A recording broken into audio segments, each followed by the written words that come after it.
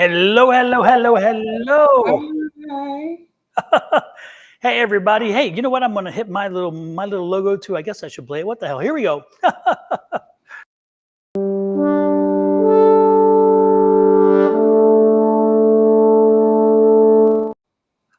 Yeah, bum, you bum, got them bum. all back. Say again. I said you got them all back for intros. Yes, yep. Hey everybody, good to see everybody popping in. Hope all is well with everybody.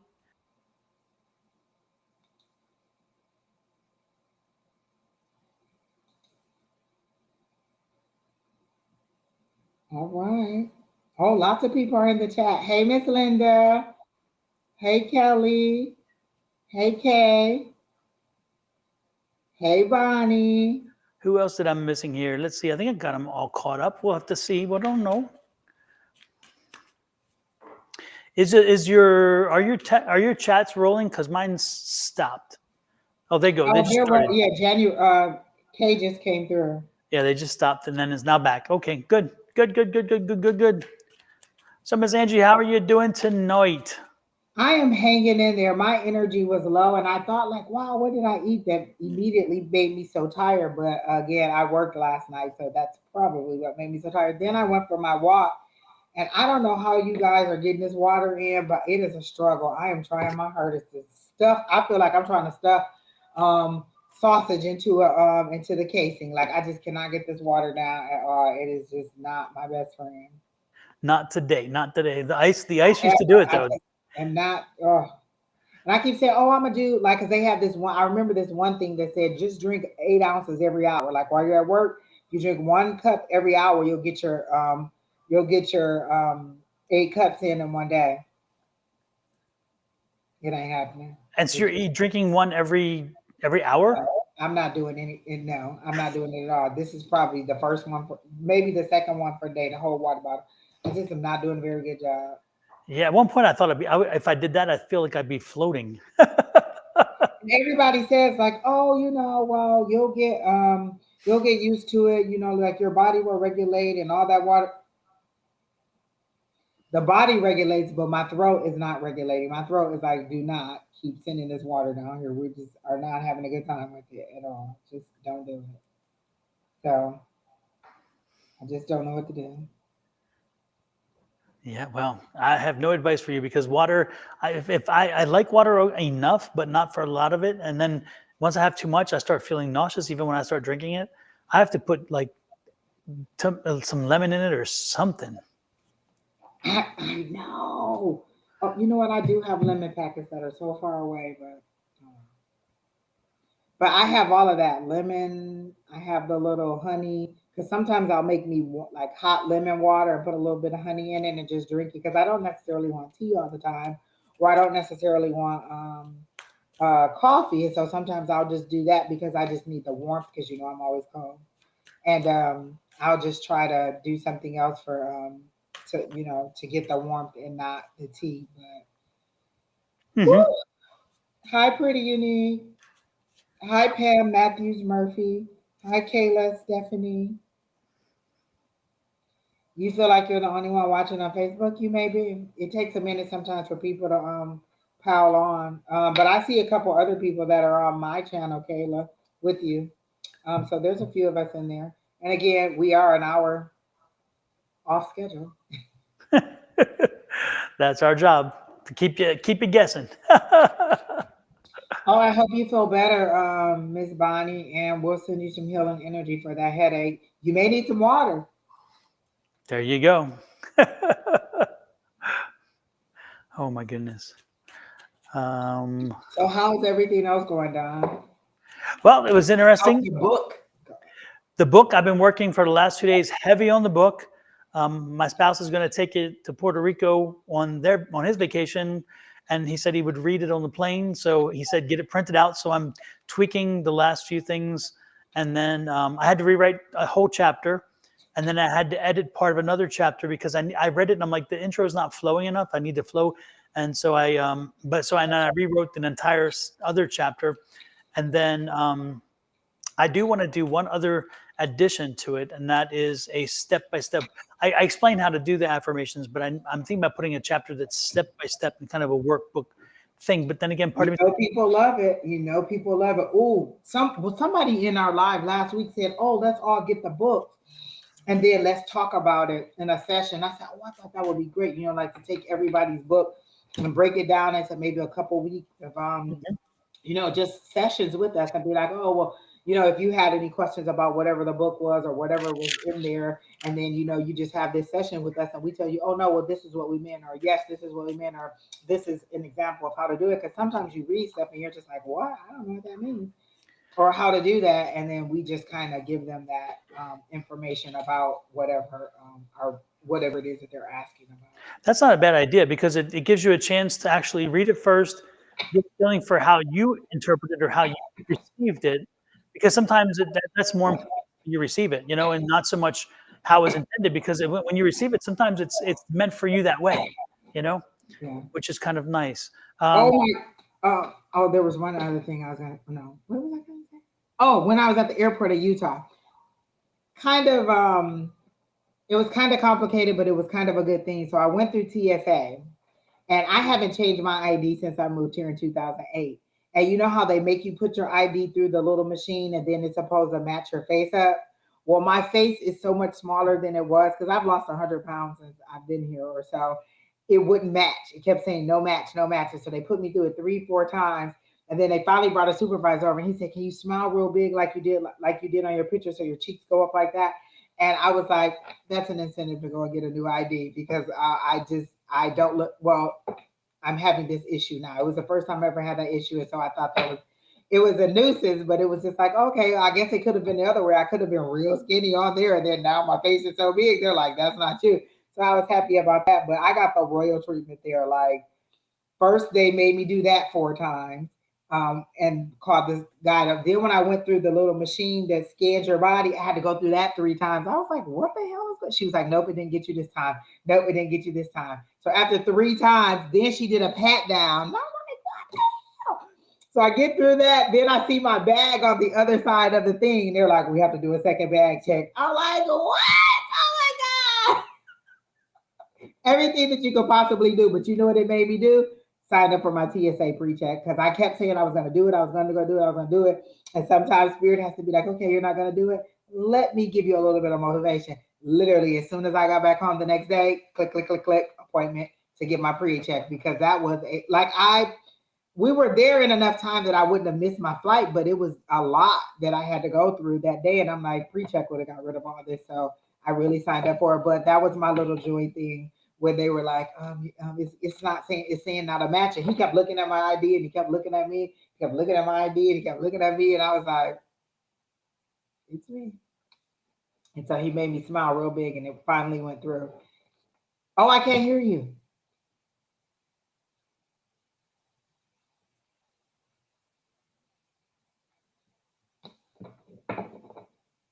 Hi, Miss Sonaria. How is it going? Tell us some good news, honey bunny. I can't wait to see you in the sky. Just get on the flight and be like, I know her. I'm going to fan out on you like, oh my gosh. Hi, Marshy Mello. I love that name. Just woke up from a flight nightmare. Oh. Hi, Miss Jennifer Hartman Cooper. Hi, Tammy Terry Bailey.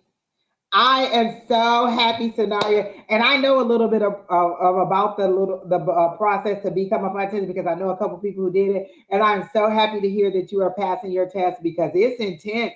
And I know, like, you can only the person I know, you can only like retake a test so many times, and then they're like eliminate, and you might start off with 50 people in your class, and by the end, like 5 of y'all graduate. So I am so happy for you. Oh, I am so excited. I cannot wait to see you. Like, just get on a plane and be like, oh my God, is that her? Hey. Oh, I'm so glad you're having a good time. And let me tell you, once you find something that you really love, it never feels like work again. Like, it's just a good time. Like, you're just going there and you're making the best of it. Are you in a specific state? Like my friend, her daughter, when she was getting a job at Frontier, she had to go to, I can't remember. somewhere in the Midwest, like was it Wisconsin or somewhere along that little edge over there where it was really cold. She had to go there for her training. So, where are you at? Or where is there a specific city that you had to go to, or state that you had to go to for your training? Because she had to be gone like almost a month, I think it was, maybe that she was there to do her training, and they paid for her lodging and everything, but she had to go to somewhere else.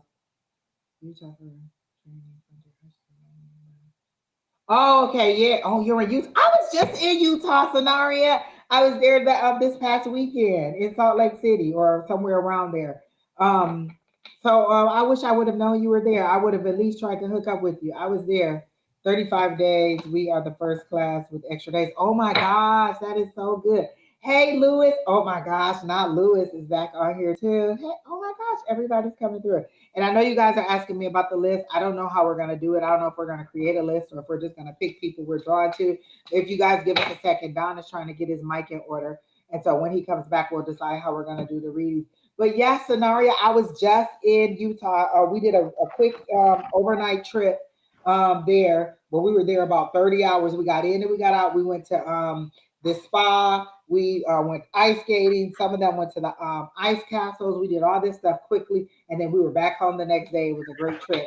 And so I wish I'd have known you were there. I would have said something or invited you to one of the places or tried to meet up with you where you were. Sonaria says she's doing her training in Utah for flight attendant school. Did you tell her you were just there? I didn't know. She just now told me, and I was like, I wish I'd have known. I would have hooked up with you, or we would have done something. Yeah. Oh my So gosh, that's so yeah, funny. Holy moly. yeah, Is that the Lewis Black? Is that our Lewis? yes. Uh-huh. I thought he transitioned or something because he wasn't around. And surprise, surprise, Sonaria says she is having a good time and that they be laughing at her because she is having so much fun. I love it. I just feel so much joy in her. Like the energy I'm getting from her is so much joy, like so much excitement. Like she's experiencing new stuff that she's never experienced. And that I feel like her faith is increasing. Like as I get into her energy, I feel like her faith is just growing. Like you know how they show the Grinch's heart on Mhm. the Grinch, like I feel like that's how her faith is growing. She's like, oh my Yeah. gosh, it's really happening for me. Like I feel like she was in such a bad place, or such a sometimes you struggle with stuff for a long time, and this is just giving her so much joy. I'm so happy for her. And I think also I feel her confidence has come Yes. around, and that she's gotten some confidence. Because I'm feeling a whole lot of energy, and that's good. Yes. It is so So exciting. I just love it. absolutely, absolutely. Oh, I know what I was going to show you. I was going to tell you is Oh, that I want to share with everybody, something that I received oh, yesterday in the email, which I've been working on for one whole freaking year. But you know what? When you do it and when you stay with it and you push through, this sometimes was the this power. your first time ever doing it, Don? Yes. Oh Yep. wow. And Yeah. you Yeah. did it great. You didn't get any rejections or anything. Everything was smooth sailing. No. Yep. This Affirmations, is guys. it. Yep. I got my trademark for my name, Sonoran Mystic Tarot. So from this point on, when you see, if anybody now from now on, I own Sonoran Mystic Tarot, and if somebody uses it now, I can like in Facebook when somebody copies my thing. When I go back to Facebook and complain, I don't have to say they're spamming you or they're doing what. Now Oh they my are in God, I violation of love my trademark. it. Yeah, Yeah. Listen, y'all, when we be telling y'all about the struggles we going through, we do not be lying. It be a long, lengthy process. Don said this took a year. A lot of people think, it oh, took a year. like, did you hear about that lady who said she wanted to be an influencer? She went to Houston and ended up homeless. She just thought being an influencer was just gonna be just like boop overnight. She was just gonna be an influencer. And they were saying, like, you have to build a reputation. You have to have something that goes viral. You have to do that. And when we tell you guys it's a long process, we really walk these processes through. And when we give you the highlights of it, we're giving you the best practices because Mhm. we've walked that line. Now I'll tell you what. Now this is a story that you guys, again, I believe in. When I tell you, I say when spirit tells you to do something, you do it. And I don't just talk the talk. I walk the walk. So when I applied for this last January or February, I knew it would take time. I didn't know it was going to take this time, but it took time. And so I applied for it, and then I kept watching it and kept watching it and kept watching it and watching it. And then I think it was like October or November, I get a phone call. It is a number I do not take phone call. If I do not know the number, I don't take it. And usually I just, hit the silent button and reject it. On one specific day, at one specific time, I broke my rule because Spirit said, answer this call. Because I looked at it, I'm like, what? Oh. And Spirit's like, no, no, no, no, no, no, no, no. It's like they're yelling at me, no. And I'm like, okay. I'm like, and then I'm thinking twice, well, wait a minute. Why should I? You not be a politician either. Exactly. So I'm like, why should I break my rule? And I'm like, but Spirit's like, no, no, click it. And so I'm like, hello, hello, hello, because it was that connecting his phone, and I'm like, oh yeah, this is and I'm like, now I'm getting irritated with Spirit. Like, see, and now it's like, hello, is this? And I'm like, it is. Who is this? This is whoever. And I'm like, do I know you? I'm like, not the nicest guy, right? Sometimes, and because I was irritated. And he's like, I'm from the U.S. the U.S. Patent and Trademark Office. And I'm like, wait a minute, yeah. So I'm like, okay. And he's like, did you file an application number? Blah, blah, blah, blah, blah. I'm like, yeah.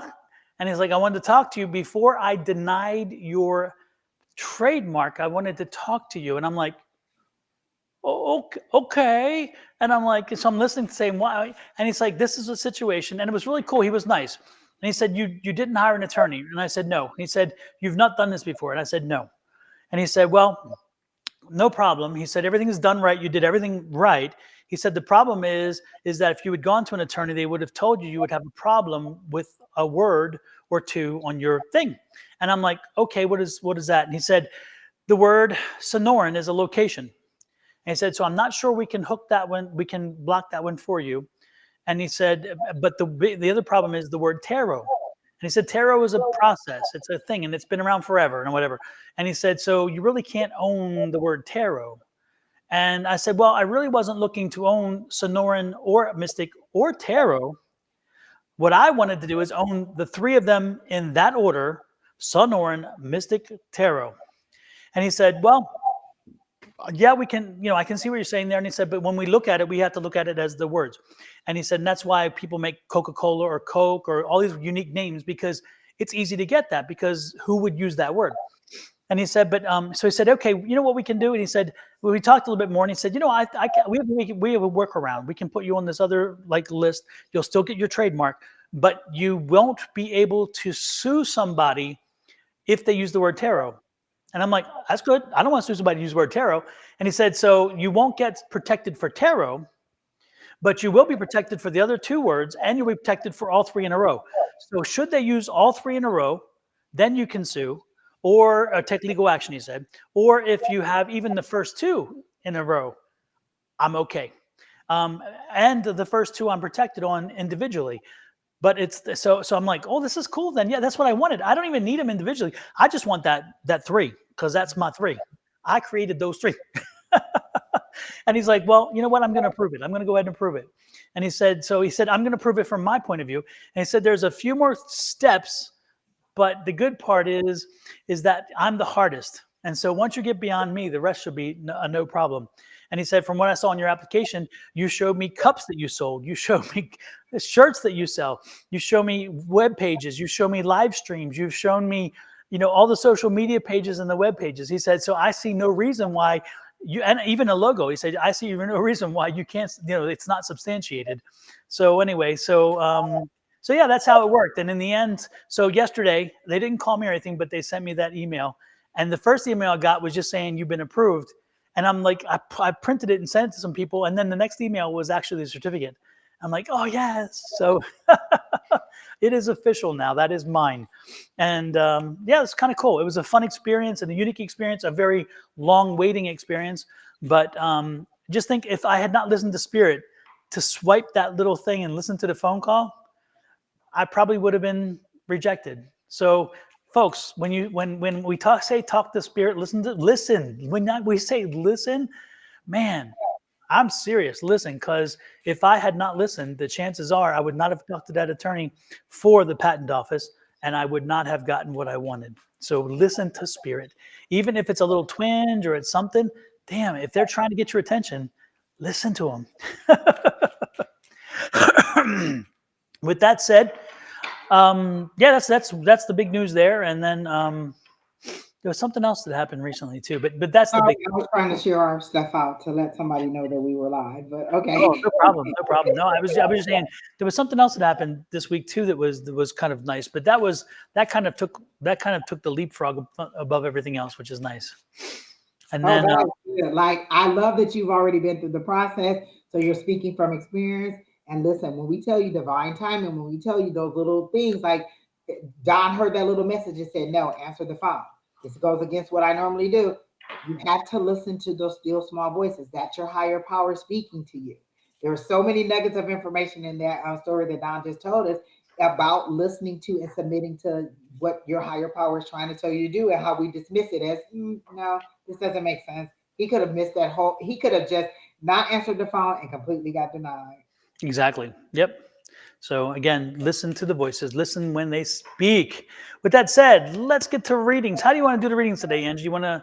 I don't care how you're guiding the remote. So if you want to set up a list or you want to just pick somebody, I'm okay with it either way. We have quite a few people who've asked.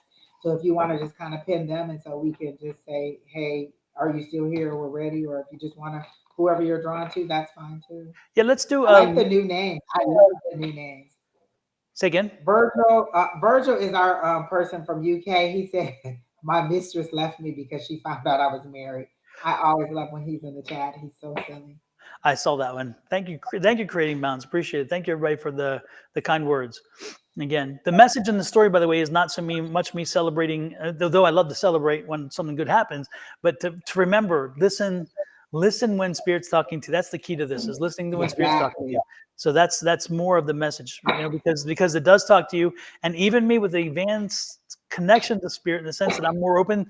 There are times where I don't want to listen either, and I'm like, I'm just so glad on that day I didn't fight with Spirit. I just said, you know what, damn it, just do it. Just do it. Just wait. Listen, Yep. there's many times I'll be like, or there'll be a roadblock or a bottleneck, and I'm just like, what the heck? And then sometimes my spirit just being like, literally putting their hand on my forehead and holding me back, like, just stop, just be still for a minute and allow us to do this.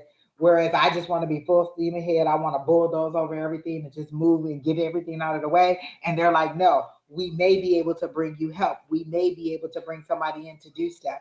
And so I just have to be patient with it. And my annoying best friend, divine timing, is just like, I'm gonna hold your hand and make you wait. Exactly. Hey, did we read for Tortoise Love last week? I don't think so. Let's No, start I with don't think so. let's start with Tortoise Love. That one just Okay, I'm with it. All right, catches my Tortoise Love, attention. what was your, do you have any messages? Okay. And I saw when they wrote that. Let me see. Immediately I got like a group of, like, I get a circle of people holding hands, kind of singing Kumbaya. And for me, I heard peace. You just want peace in a situation. I feel like there's a lot of chaos around you, because they're also showing me the Six of Swords. There's a lot of chaos around you, and you just want peace. You just want everybody to come together, or you just want whatever this drama is to be settled. I just want peace. I just want everybody to get along in whatever way they're trying to get along. You're not trying to control the situation, but you are trying to breathe new life into it and just be like, I don't want to be a part of the drama. I don't want to be that middleman. Like, I really feel like you're taking two hands and putting them together, and you're stepping back. You don't even want to be a part of whatever it is, but you do want them to end the drama so that you don't have to be in the middle of it. So I don't know what relationship this, or what people this is in your life that is having this situation, but you do want this to be peace. So they're showing me that, and that's the first word I see. And so let me ask, what's for Tortoise Love's highest and greatest good? What message do you want Tortoise Love to know? And so the first thing I heard was, you can do it. You can accomplish whatever this is that you're trying to do. They show me you scaling a wall, like if you were in a police academy, there's a wall, and then they have that rope, and they show me you scaling that wall and you getting up there easier and faster than you thought that you could. So they're saying you could do it. So whatever this endeavor is that you're trying to go out on, it may seem tough, but once you get started and actually start the challenge, it'll be easier for you to do. And then what did I get? The Nine of Swords. That's your own thinking. That's you keeping yourself in this mental state, worrying about something that is a lot easier if you just get out there and get started with it. A lot of times it's actually that just taking the first step, just moving forward. And so now they're showing me like somebody standing in a doorway and they have their foot out ready to step outside the door, but they're halted in place and they're not moving. So you need to take the first step. You need to put your foot down on solid ground and then watch how the sun will shine and light your path is how they're showing it to me. Because once you put your foot down, it's like the path just becomes clear and you can see your way to it. Right now you're overly thinking about it. You're overthinking and you're stressing yourself out about it, and they want you to move forward. And they're saying you're going to get it done. She said there was one huge project. My childhood friend passed away, and I should run her tea house after her. Oh, okay. Yes. And they're saying it's easy peasy. You could do it. And so I don't know, like that feels like a separate situation from the drama. I feel like the drama is one thing and then this is something else. But they're saying once you step into it, it'll be easy. It'll be work. Like because climbing a wall with the rope is to get over to the other side is hard. But once you actually start doing it, you're like, oh, this is easier than I thought. And then the ideas are bursting because they're showing me the page of swords in the light seers tarot, and in that deck it's a lady holding a book, and the book has all this information in it, and then they're holding a balloon, like it's like a whole bunch of strings, and on each string is a light bulb, and so those are all ideas. That's new thought, that's new ideas, that's creativity, that's you being curious, that's you seeking information in the one hand and then ideas popping up. So you have everything that you need, you just need to move forward on whatever it is that you need to do and take that step, and it is blessed for you. I literally hear the word tea time, and then there's like a ding or a bell ringing. So you're going to be successful in this endeavor. You should go ahead and move forward with it. Very much so. Oh, she tells you she will guide you not to worry. And it seems that way. And that may be her that I'm seeing. Once you actually step down and step into it, she's just guiding your path because literally you're standing in the doorway, you have the door open, and your foot is in the air like you're about to step down and you have not stepped down. Once you put your foot down on the ground, your path clears and it just becomes an easy little, like not easy, it's not a straight path, it's a winding path, but everything is clear. There's no roadblocks and you just walk along the path and you can see the end or you can see where you're going clearly. So it's just all of you moving forward with it. So that's what I got for Tortoise Interesting. I got 3 cards that came out for her, and the first was 8 of Cups. Okay, so again, this is the journey. This is the vision. You living her vision, trying to help her through. It's that extended, that extended version of it. So again, it's like, yeah, I can see that. It's going to take some time and some patience to work through it, but you're going to get it down, which is nice. And it will be lucrative because, again, the coins are going to show up. The 6 of Coins is here. So, again, she's done a lot of the groundwork for you. All you have to do is keep moving it forward and nourishing it and help it grow, okay? Be careful with the people that you bring around you because some people around you are going to have their own interests at heart and play. And so make sure that you don't fall for that. That you're like, you know what? Again, this is about her and not about me or them. And then the other thing I got is the 5. And so when I see the 5, again, either to the return card or to grass is always greener card or whatever else. This specific thing, I don't get return for this one, which I usually do. I was getting the energy of again thinking that it's going to be a breeze, but knowing that it will take your time, it will take your work, but it will pay off again because of the coins, the 6 of Coins. So whatever work you put in, you will get back out of it. Take the time and make it work. Make it work. And by giving your time and attention, it will be successful. Okay, so take it, take it, but don't take it as in, don't be one of those people who feel like, I can just, throw some time at it and it's good. It's going to require some serious time and energy. And so don't be, don't make sure that you put the effort into it because yeah, I think that's why they showed me somebody trying to come up a wall. Like you got to put the effort in it, like scaling the wall to get over to the other side. And that rope is your help. That's that helping hand coming through. But it's still going to take some effort on your part to climb that wall and make it to the other side. So, like you're saying, Don, you're going to have to put the effort in, but it's going to be successful. But it will pay off. It will pay off, absolutely. Yeah, and the good part is again, she gave you a good foundation to continue to build from, and that doesn't always happen. So take advantage of it when you can. So there And I you go. see your ideas like going above and beyond. You're going to surprise yourself with the amount of ideas that you have and how much joy you have in it, not just because it was your friend, but because, whoa, I never would have got into this. I never would have thought of this. Like, again, I always tell people I never would have gone live had Don just not been like, Angie, let's do it. Let's do it. Let's do it. And encouraged me to come live. I don't know that I would have had the courage to just do this live. And so sometimes you need somebody to push you. And I feel like this is that push, and it's going to open a whole new world for you and take you in a whole different way. And you're going to enjoy, like I see you enjoying the patrons or the people coming in and the stories that they tell and things like that. I used to do hair all the time. And I remember some of my people, they were people who were my clients for like years and years and years. And I would build long relationships with them. And you would know about their families and graduations and hardships and things that life, births and deaths that go on. And so I feel you building good relationships with some of the patrons that come in. All right, you will get out of your comfort zone, so go for it. I am happy to hear about. And let us know what's the name of the The tea room. Tea the room. tea room or whatever it is. Oh, that's what it's called, the tea room. Oh no, no. Oh, I was saying it's a tea room or tea shop. I thought you said it was tea room. I don't know. oh, let us know what it is so people can look it up and what city it is, and people will look it up and just kind of frequent it or patronize. Marcy Whitwell Kavanaugh. You said, "Will I start my own business one day?" What's stopping you today?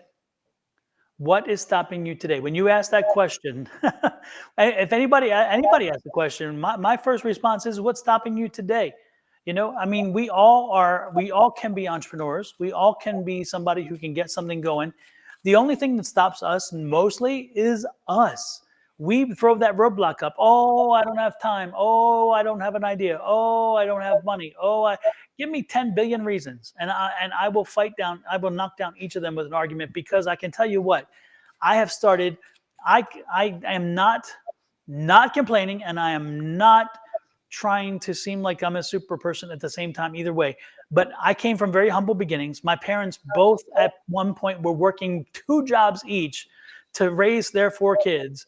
And we were inner city kids. We were what we didn't even have word latchkey back then. But we went up to the Mass Transit Association's bus stop and got on a city bus with our little stamps that we got from school, and drove a city bus to get to the nearest bus stop, then to walk to school, because we didn't have school buses. We had the mass transit buses, and that's the grown people's bus. But that's how we got to schools, and we came home. My parents didn't have time to take us there and to bring us back because they were working. We had the 4 kids. So what I'm saying is that coming from that environment, I was not raised as somebody who was given entrepreneurial spirit. I was not raised with somebody who said, "Hey, create a business, create something." Their idea was work 9 to 5, in 40 years retire and be happy. Okay, and that's what I grew up with. And when I went to college, it was like, "What are you doing? That's not going to get you money. You need to work." Well, I did. I worked at Montgomery Wards for 40 hours a week. I worked at a courthouse on the weekends, and I worked as a bouncer on the weeknights, and still went to school full time. I busted ass. Never in those times did I say I can't. I said, "What can I do? What else can I do?" I was always pushing. When I got a chance, when I bought my first house, and I never lived in it. I rented it to my brother because he needed a place to stay because he was coming back from Germany. So I turned around and rented to him. That became my first rental. And needless to say, from that point on, I became a landlord, and I've owned rental properties since I was 19 or 20 years old when I first bought the first one. I have owned rental properties since then and have not stopped. That was one of my businesses. I became a lawyer at one point. I became a realtor before I was a lawyer, and during the law, I still did real estate. Before that, I had the engineering background. I've had different businesses doing different things, not because somebody told me you can't or you couldn't or you should or you shouldn't. It was me saying, "How can I?" And I figured it out. So Oh my, when somebody comes to me and says, "Oh, I want to," or "I think about," no, no, stop. I am a business person. I have a business. That's what you tell yourself. And then go out and fulfill that demand. Fulfill your verbiage. And my youngest son is 19 years old. And the youngest son has already created a few little different businesses, and some of them he likes, and some of them he hasn't, and he's kind of put on the shelf. But I'll tell you what, he's gotten that bug, and he's doing it, and he has businesses. He just started another one a few days ago with his friends. He has little groups of friends here and there, and they'll start businesses together, or they'll do their own. But he doesn't. He never says, oh, maybe I will, or I can't, or whatever. He's like, Dad, I'm going to start this business. This is what I want to do. And then I give him advice. Or sometimes he's like, no, Dad, I got it. We're good. And I'm like, well, if you need to come back later on, we'll talk, and his friends, all of his friends are like that too. They don't take I'm going to, or maybe I will. Some of them are in college, full-time students working, and still calling, Mr. Don, I got this idea. What do you think? How can you make this? And I'm like, we'll do this, and this, and this. And I help them through it, Or they say, hey, Mr. Don, I got a great deal just offered to me on real estate. What do you think? How can I make this happen? Got any ideas? This is where I'm asking anybody out there. If you want to say, I want a business, I want to start a business, can I do? Don't give me excuses. Just say, I'm doing it, and make it happen. You'll learn, you'll stub your toe along the way. You will sometimes trip, but you know what? The more that you do it, the more you're involved with it, the more that you learn, the more that you grow. And even if the business is not completely successful, I will tell you this. It was part of your path because you did it. And secondly, you learned from it, and you will eventually start another business, and that one will be successful. Because you failed once or twice, Abe Lincoln ran 5 times for office and did not get elected. Then he became president. Man filed bankruptcy, like, what was it, 5 or 6 times? Yes. Yep. So there you go. I'm just telling you, folks, And also surround yourself with people who motivate you. Yes. Like if you're the smartest person in the room, then you know what I'm saying, you're not learning anything. Like John motivates me in a different way than some of my other friends motivate you. You have to increase your circle. You have to meet people. You have to make people that feed into you and make you think in a different way. If all of you are on the same level of thinking, you're not going to always be able to create those good ideas.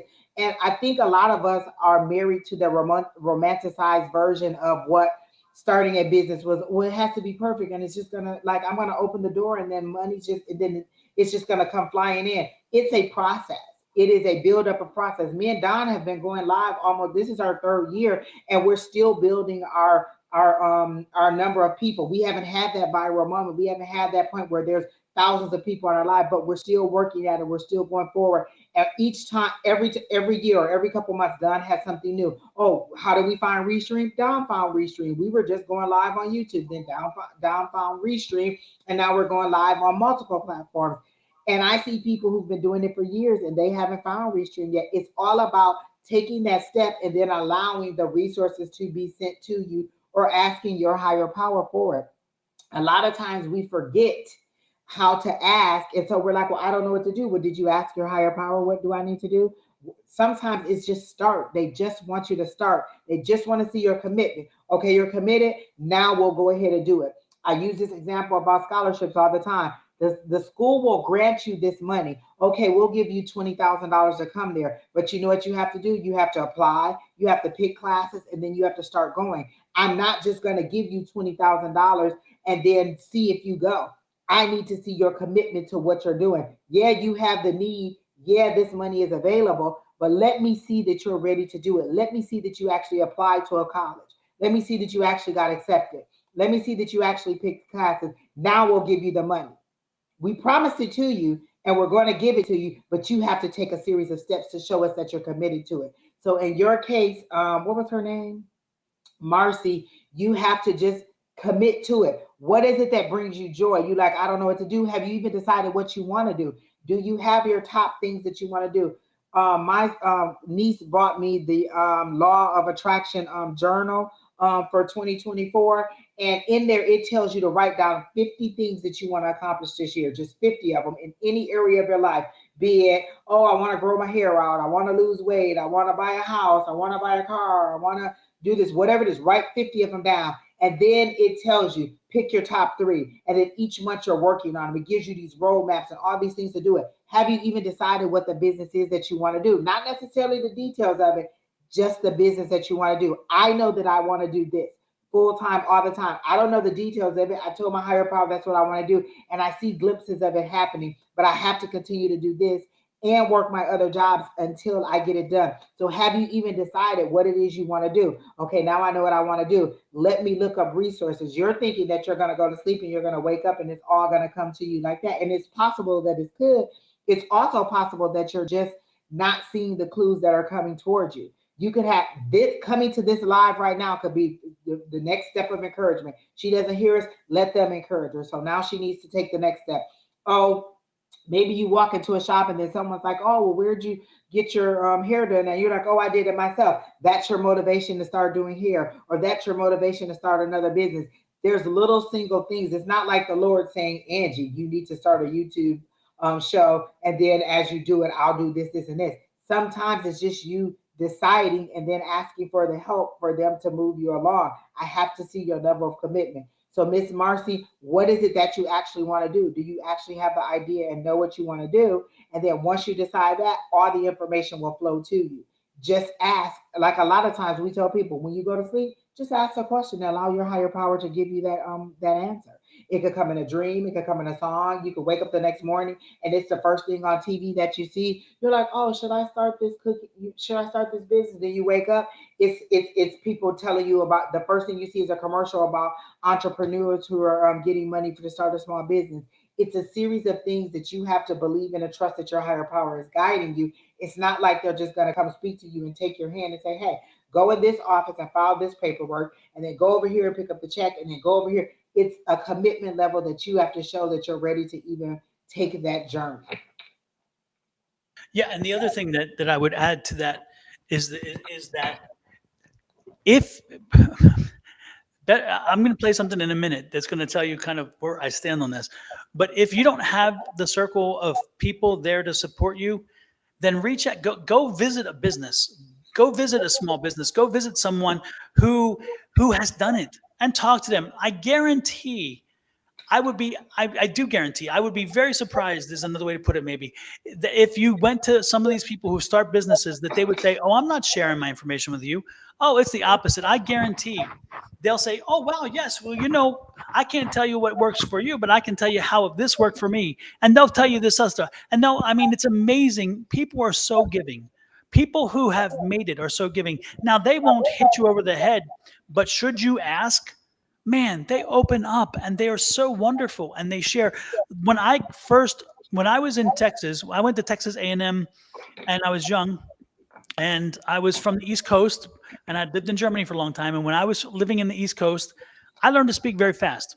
So when I went to Texas and I got my real estate license, and back then we had books and we had computers that had very limited access versus now. It's a very different world now. But you had to go through the books and find all this data and listings and so forth. And I would take phone calls, and I was like, hello, blah, blah, blah, blah. And the two ladies pull me aside, and they're like the two ladies in the shop who were the biggest of the producers, right? And they said, you've got it. You've got the energy. You've got that drive, but you're just not Texas. And I'm like, so what do I do? And they're like, you need to slow down. You need to slow the voice down. You got to, because people don't, you speak fast, but they don't think fast. She's like, they're used to hearing it slowly. I had to learn to slow down the way I spoke, so that the people in my community could understand me. And sure enough, these women, they were wonderful. I was their competition. I was in their office in direct competition. They were not seeing me as competition. They saw me as somebody who was going to be successful. They wanted to support me because I had whatever they thought I needed to have, and they saw me as lifting me up. And when they lifted me up, they lifted themselves up. So again, reach out to people who are doing a similar business. And if you can't find somebody doing a similar business, find somebody in a small business and just say, hey, give me some advice. Okay. Don't ever surrender to the fact that you don't know somebody. Everybody will meet somebody in their lifetime, and sometimes just walk into a place and say, hey, can I make an appointment to talk to the guy who owns the business, or the girl who runs a business, or the couple who runs a business? Marcy, is your job is what you want to do? Because they show me somebody laying down on a table. Is it massage or Reiki or something metaphysical? because it feels to be like a service that you're providing to somebody, something metaphysical to somebody. And the card that came up was the Two of Cups, which is a partnership. Sometimes people see this as like a, soulmate card, but this seems to be a partnership. And are you thinking about going in business with somebody else? I'm not seeing that partnership work, but I do see maybe you should just do it on your own. Your passion for your business is different than you pulling somebody else in. I feel like whoever you're considering doing this business with doesn't have the same level of passion or commitment or business ethics or even ethics that you have, and that you should more try to do it on your own. And then there's that fear, because as soon as I said that, I felt you recoil and shrink back, like, oh my God, do it on my own. And they're saying, yes, oh your God, do it on your own. But you're not necessarily on your own, because you're in a partnership, but you're in a partnership with your higher power. So whatever it is that you're trying to do, they're saying go ahead and do it. But they're also saying, you don't need to do it with this other physical living person. You need to do it on your own, so that you can have the control over it, and that you can move it forward in the way that you want to. But it is guidance for you once you decide that you want to do it and that you're ready to move forward with it. Um, and I don't know if you said yes to it being like a metaphysical or something to do in the spiritual, but I see somebody laying on the table, and you either coming up to massage them or to do something, or it could be something in the medical field, but it's you physically doing something to somebody else, or being a service in some kind of something like that, some kind of physical service. So I want you're to. not. I want. I also want to show you this little video. This is something I've saved because I listened to it. And if you don't like profanity, ignore it, okay? Because I'm not bleeping it out. But I want you to hear this, because this is a strong message that this woman seemed. She has strong messages, period. But I love this message. So, and it's right on point, by the way, about the situation. Let me see if can you guys see it? You can, right? Mhm. Okay. Let me make sure I can start it here.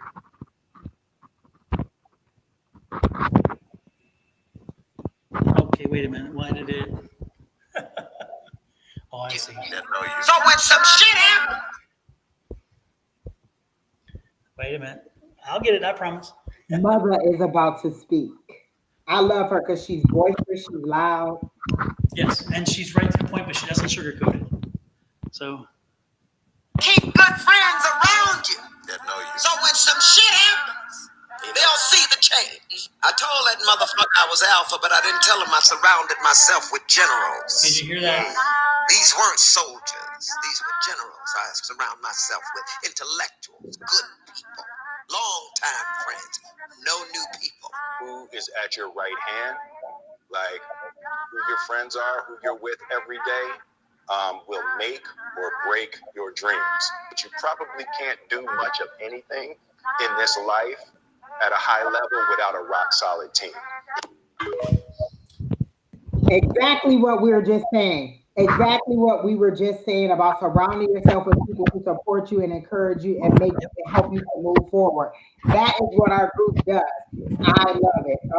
Now you literally just basically summarized everything we were saying Exactly. in that. And I keep that on my phone. And every once in a while, when I feel like, you know what, I need to hear this. I need to hear this, because it's like, somebody comes up and they're like, they kind of want to. Anyway, the point is there are times where I need to hear that and say, you know what, again, focus. We all need that from time to time. So anyway, I just thought I'd replay that because I thought that was amazing, and I keep it over and over again. All right. Well, I hope that helped you out, Mercy. You didn't tell what kind of service or what kind of job it is that you're wanting to do, but that's what I saw for you. So I hope that really did help you out a little bit. Yes, indeed. Yes, indeed. Yes, indeed. Nicole Justin, I don't know if that's a spammer or not. I can't understand because I don't understand. No, that just proved it is. Okay. Oh, with the inbox, yeah. The second one, I was like, because they have it backwards. It's like, can I book a reading session with you? It's like, are you trying to hire me to give you a reading? And that's what I thought too. And then it said inbox, and I'm like, no. Exactly. That's when it came up. It's like, okay, good old Nicolette, And as we've said many times, And listen, guys, let me tell you this. For one, somebody did duplicate my page. I'm not sending you new Facebook requests. So go ahead and report them. You don't have to tell me, just go ahead and report them. When you report them, I get an email, and because I know Miss Bonnie reported the person that duplicated my email, and they sent me an email to say, "Hey, Bonnie says somebody is trying to scam you and is trying to impersonate you. So go ahead and report the person that is trying to scam you." And then even in here, when these people are asking you to go into their inbox, look, that's the kidnapping van. Do not go in there. It's the kidnappers. They gonna want a ransom. You know what that ransom is? They gonna want your money. They gonna want your credit card, and they're not gonna give you what you want. So do not go into the kidnapping van with these people. Just keep it moving. Yes, and believe it or not, this here, see that there? That's my personal one, right? Somebody went just about 3 days ago. They copied every image I have, all my pictures. They made it look identical. Plus, my name was identical. They didn't even misspell the name. They actually spelled it the right way and everything, and then sent out on my live stream to have readings. And I'm like, well, ain't that a blip? The good part is Miss Bonnie caught it. She reported it, and then she told me she reported it. And then Facebook sent me something saying your friend just did this, and we're watching it, and we're looking at it. But so it was every again. time, feel free to do that on our behalf. You don't even have to tell us. It's the best thing that you can do, and know that I'm never going to be in your inbox asking you to give a reading. Listen, it's hard enough to do it this way. You think I got time to be calling you and saying, "Call me"? It's not going to happen. So, folks, again, if you get it, even from, and now I have to change everything. Even if it looks like it's for me, if you got approached, I promise you, it's not for me. I don't do it. Marcy, you said you don't even know what you want to do. Then how are you going to, like, I don't understand what it is that you're needing guidance on. You don't even know what you need guidance on. So are you asking Spirit to tell you what you want to do? Okay, God, Spirit, I don't know what makes me happy. I don't know what I love to do. I don't know what I want to do. So can you tell me what you want me to do? If Spirit tells you to be a nun, are you going to go to the convent? Are you going to go to the convent to be a nun? You have to have some kind of, like, you guys lay down your power a lot. You just want to lay down and let the Lord just tell you what to do. It's a co-creation. The Lord wants to bless you, or your higher power wants to bless you with whatever it is that you want. So if you can't even decide what you want, how can I bless it? How can I bless it? How can I help you with it? You have to tell me what you want or what you like doing. I like talking. I like teaching. I like, doing hair. I like cooking. I like healing people. I like speaking to people. What is it that you like doing? If you could wake up tomorrow and do this every single day, what would bring you joy? This will bring me joy. I love talking in all arenas, and especially about myself. Don't listen. Let Don tell you. Talk about yourself, Angie. How much time I got? So I need to know. Do I need the short version or the long version of me? I love talking about me, and I will talk. You have to know what you want to do so that your higher power can bless it. If it's like, I don't know, what they like, I don't know either. What if I tell, like, again, what if I tell you to be a nun? What if I tell you to be a teacher and you don't want to be a teacher? Stop laying down your power and saying, well, whatever the Lord wants you to do. No, because I don't always want to do what the Lord wants me to do at all. Not every time. Sometimes they want me to do some stuff and I'm like, well, why do you want me to do that? Sometimes you have to decide what you want to do so that they can help you to move forward on it. Don't just say, I don't know what to do, and then say, oh, I don't know how to move forward. You don't know how to move forward because you don't know what you want to do. So you got to decide at least what it is that you want to do that brings you joy every single day. Hey, Shaylee. And I guarantee you know what you don't want to do. And sometimes starting with what you don't want to do can help lead you to where you need to be with the do's.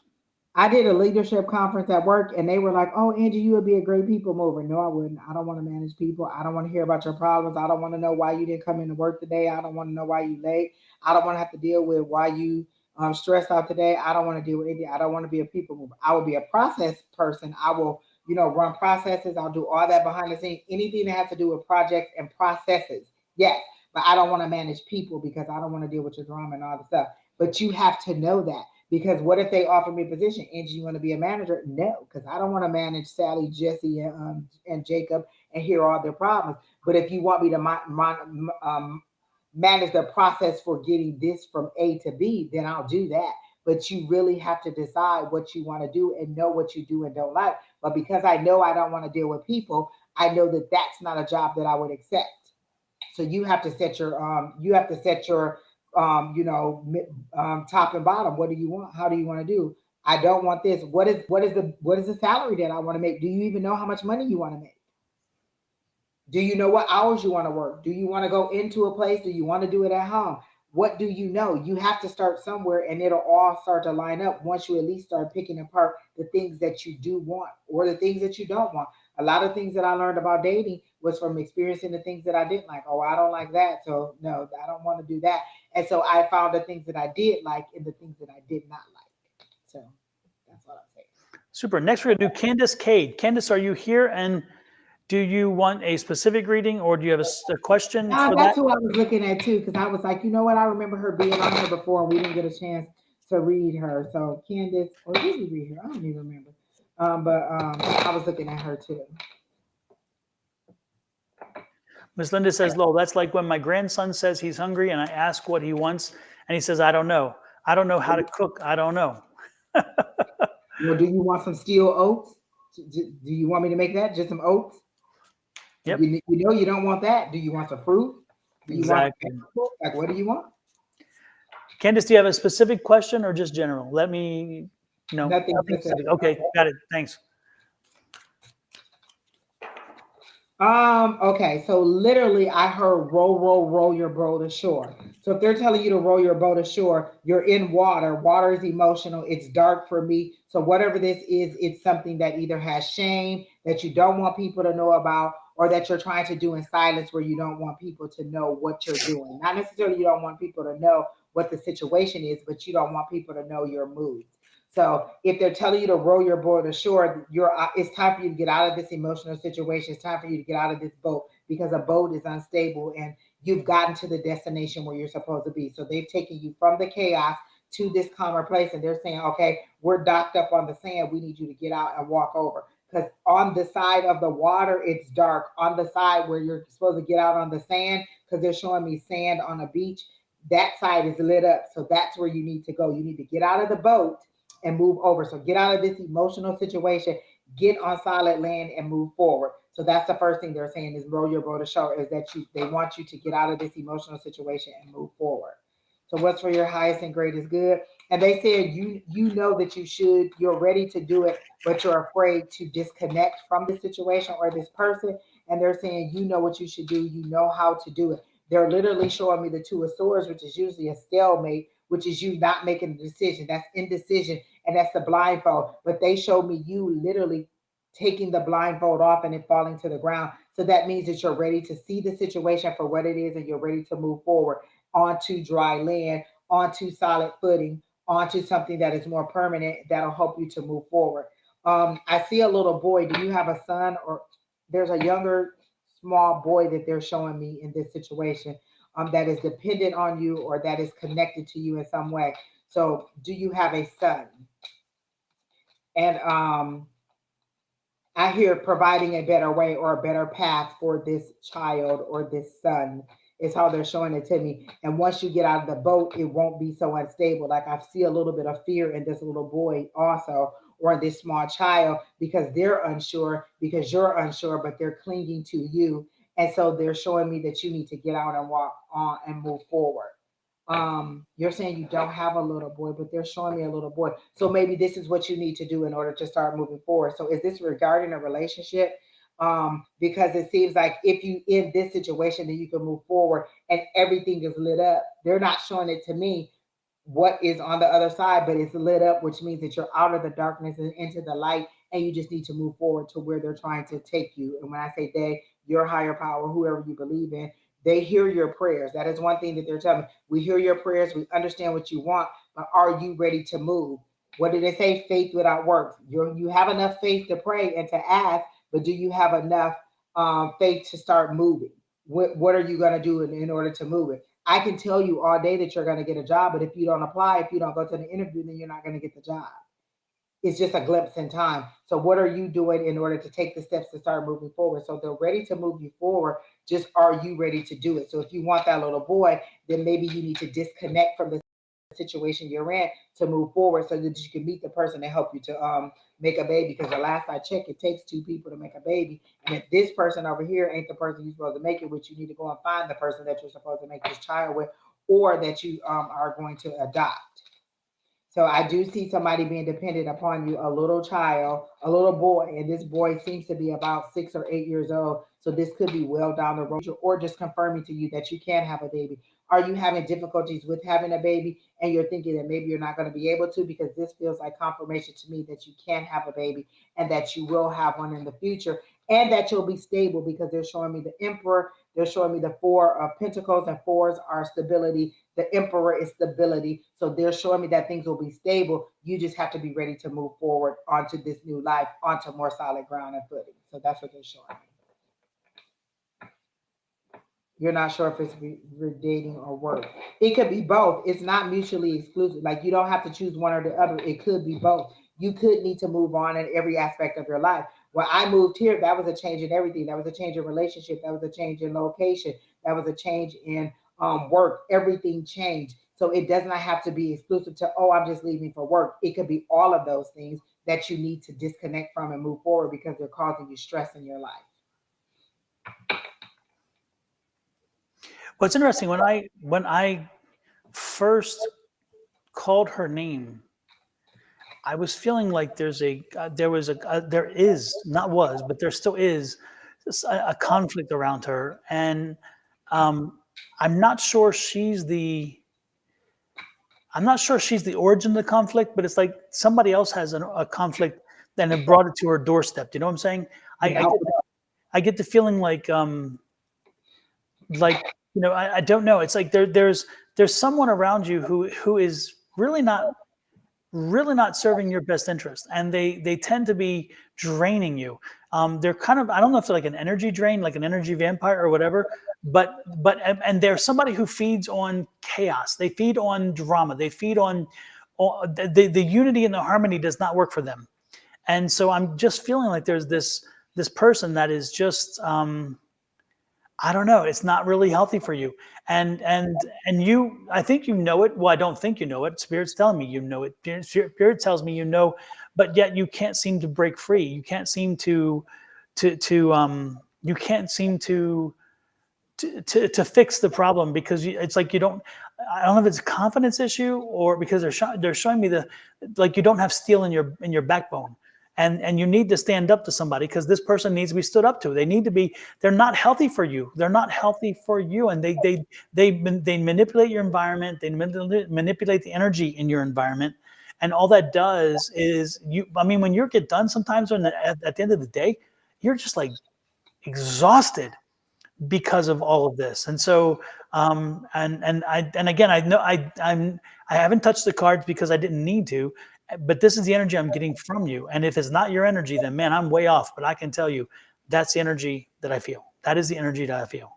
And so you really do have to step up and do something about this. If you need to move forward, if you want to move forward, if you want to shake things off, you have got to start by changing the energy around you, changing the auric field around you, and making sure that you are not being manipulated or hurt, or your energy being harmed in any way by anybody.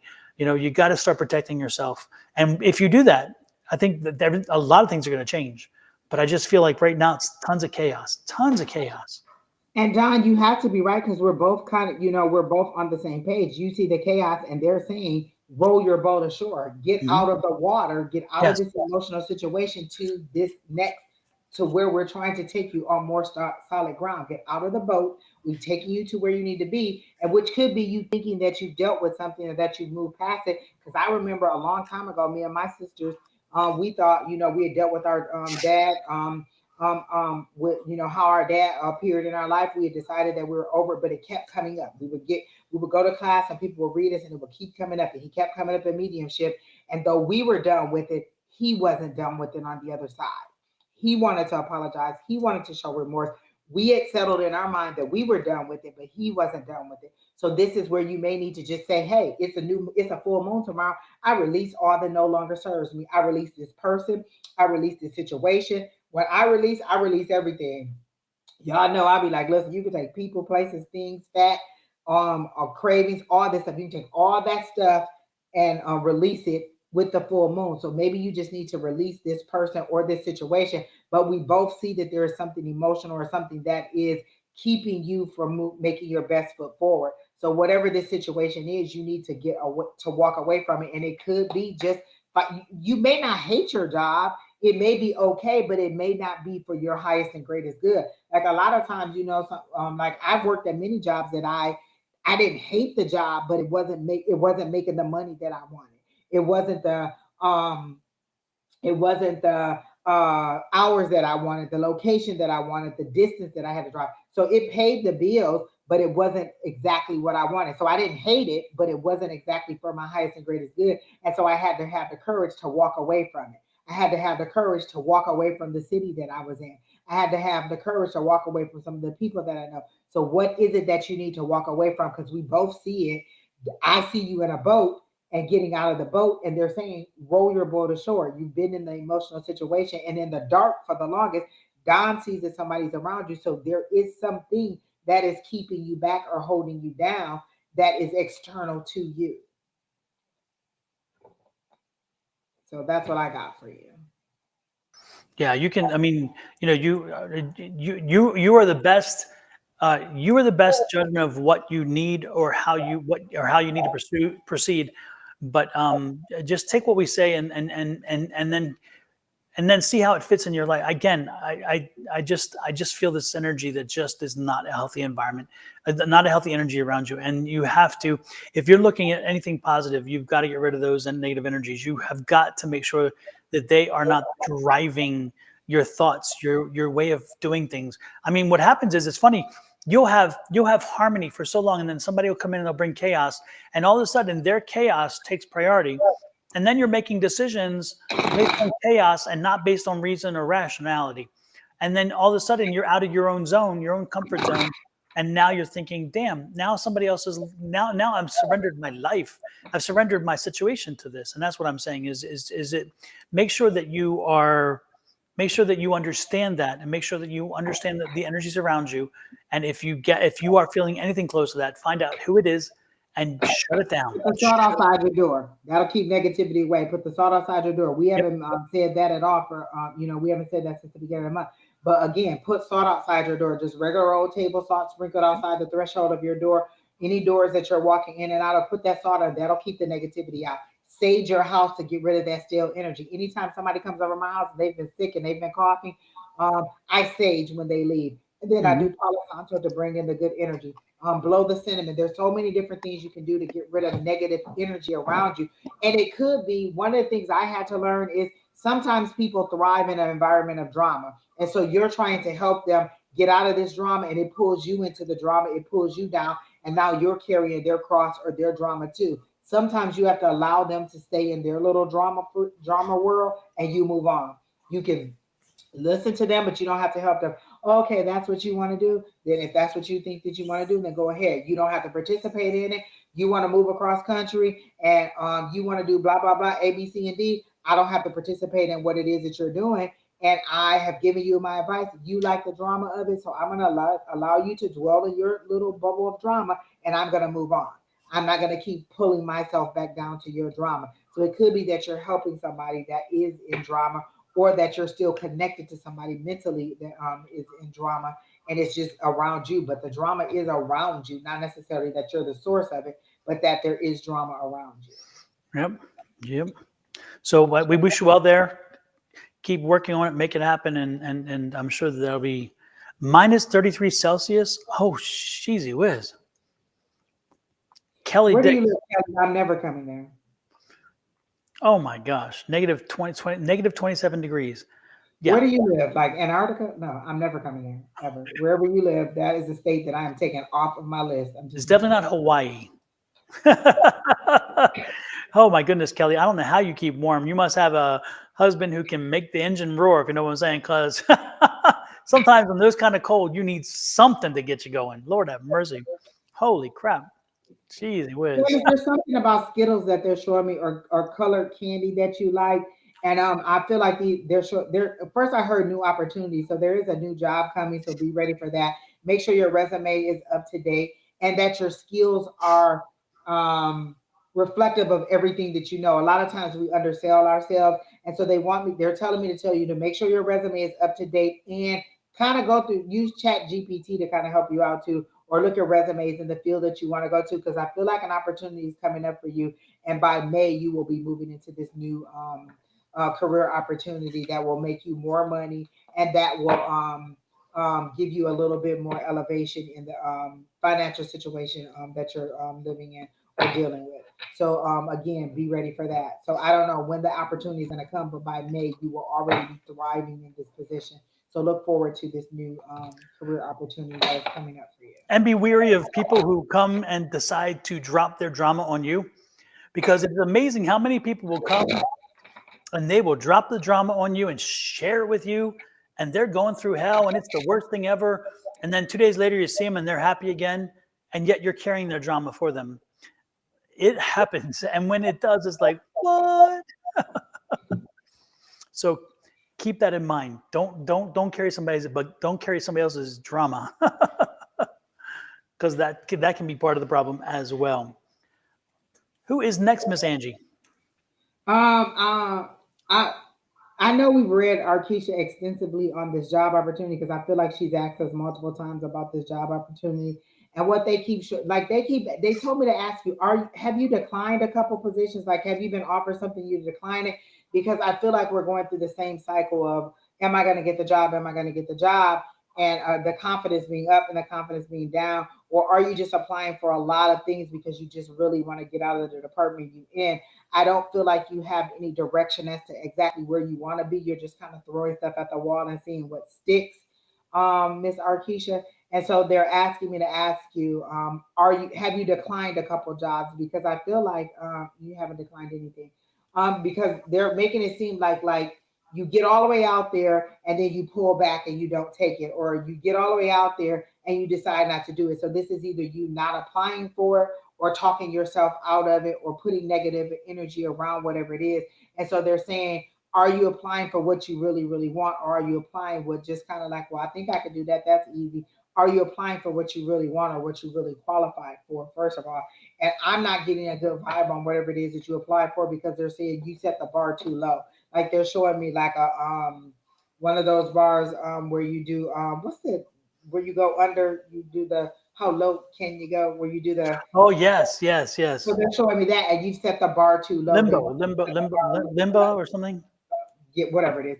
They're saying you set the bar too low and you need to raise the bar a little bit and apply for something that's a little bit more, and that you're passionate about. You're trying to get out of this situation, but you're willing to take anything.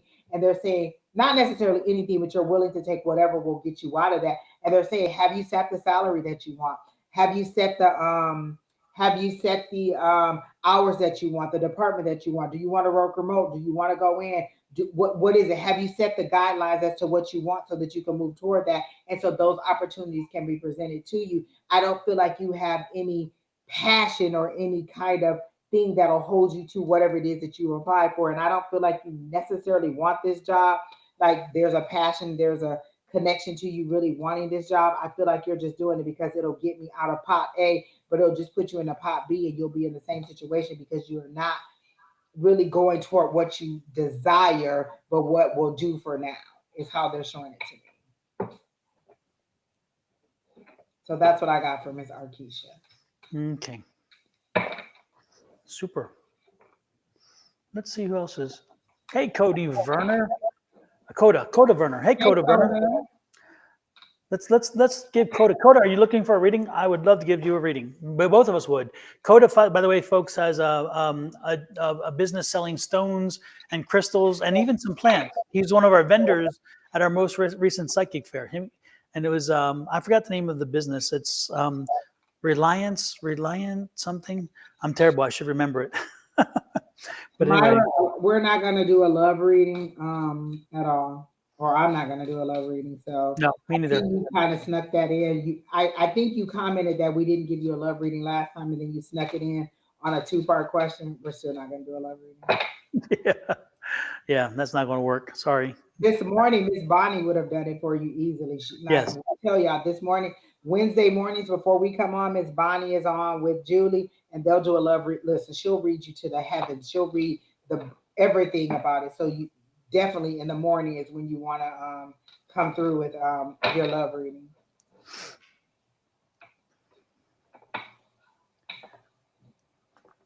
But the career part isn't bad for us. Whenever you're ready to start on Coda, Don, go ahead. Well, I was just waiting to see if you wanted to. Coda, let us know if you want a reading, and we'll give you a reading.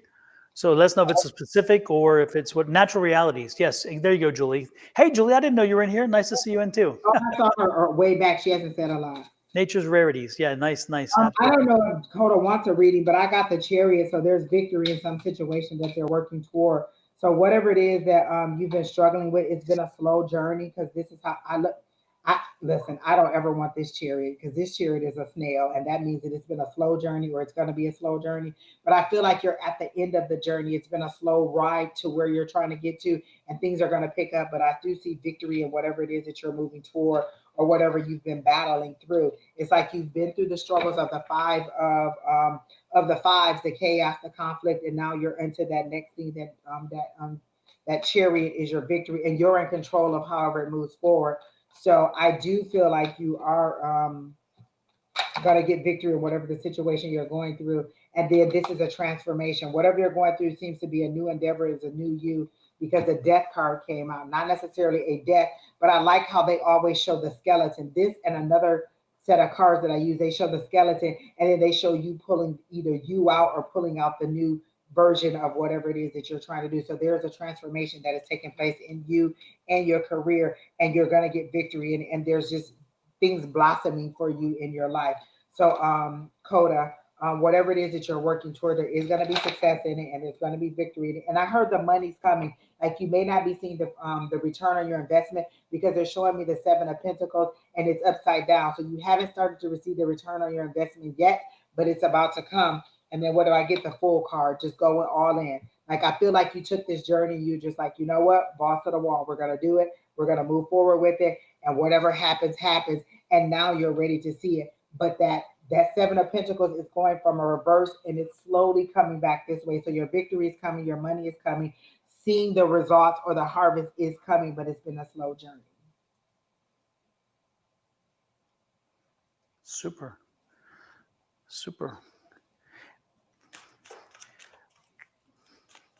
Let's see what else I get for him. Hey, Sherry Berry, nice to see you in.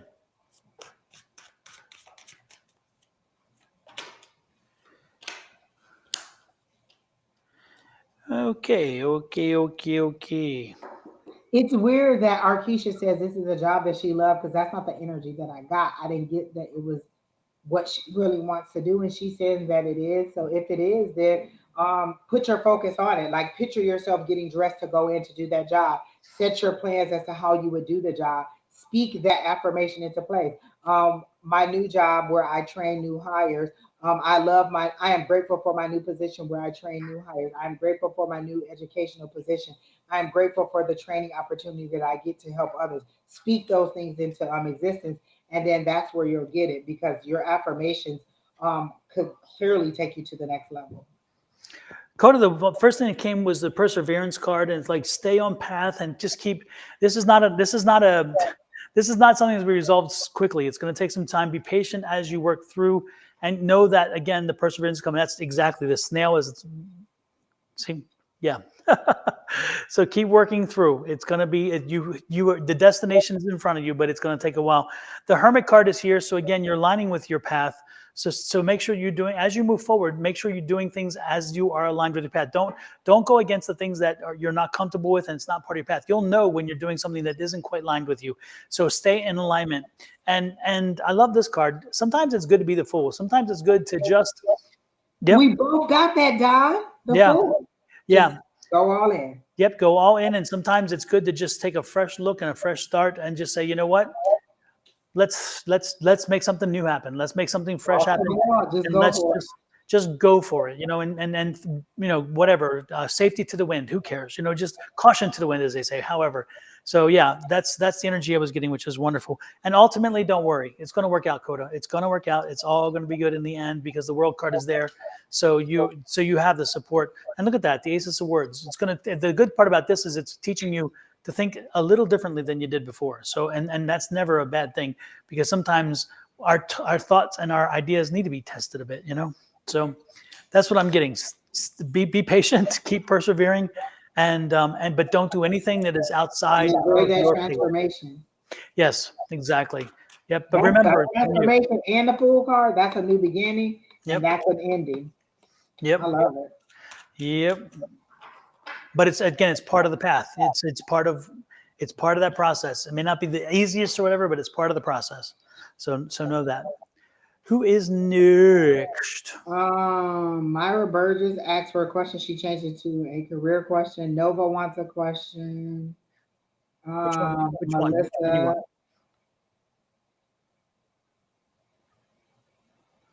I don't know that I'm drawn to anybody's specific energy.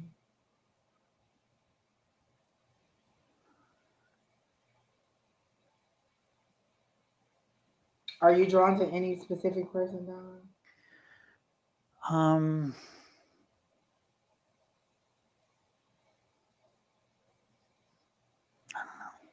Folks, if you're interested in a reading, let us know, because that way we can see the name and get the feeling of the energy that comes from it.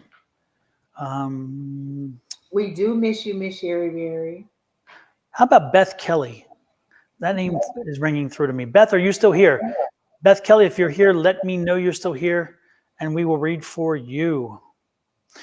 And if anybody else wants a reading, again, chime in now so we can see the name and feel if there's a connection there. Oh. You said Beth. Hello from California. Let's go ahead and do California. That name, as soon as it popped up, was interesting. Agueda Gomez. Agueda, do you have a specific question or a general question? Okay. I immediately saw a rope being wrapped around your hand that you're holding on to that is trying to pull away, and you need to let go. It's injuring your hand. Whatever the situation is that you're holding on to, you need to let go because it's crushing your hand, it's crushing your fingers, and you need to let go of the situation that you're holding on to so that you can receive the blessing that you want. Again, there's darkness on this side. I can't see who's pulling the rope or who's trying to pull it apart. And it could be your higher power saying, hey, I'm trying to take away this misery. I'm trying to take away this painful situation, and you're holding on to it so tight because it's something that you can feel. So they're saying you're holding on to whatever it is just because there's an emotional tie to it. You're holding on to the pain of it instead of letting go, letting it heal over. You're just salting the wound over and over again instead of letting it heal over and scab over. Although the scab will be ugly, it'll eventually be a fresh new layer of skin, and it'll be beautiful and the scab will fall off, but you have to let go. You won't let go of this situation that is causing you so much pain. And I don't know if it's a deceased loved one or the end of a relationship, but it seems to be something that you will not let go of, and they want you to let go so that you can start the healing process so that you can move forward. They show me you like a wilted flower, like you've been burned or singed in the sun, and if you were to kind of get out of the sun or get out of the situation that you're in, you'll start to receive the moisture you need, the nourishment you need in order to start to grow and to flourish and to and to renew. Like renew is the word that I'm hearing for you. So you just need to let go of this painful situation that you're holding on to so that you can get to the other side and find the joy. Let me see if there's anything specific for your highest and greatest good. Let me see what card popped out. And it's the King of Wands. That's being in that leadership mind. And I love the red and how she looks in this. That's leadership. That's you making good, sound business decisions. You moving forward and with that passion and that fire and that creativity. It's you being ready to make the great decisions or to provide or to seek those things that are for your that are going to move you forward in a leadership opportunity. So there's definitely leadership on you. It's just your kind of smothering all of that creativity, all of that thing that you know logically with your heart space.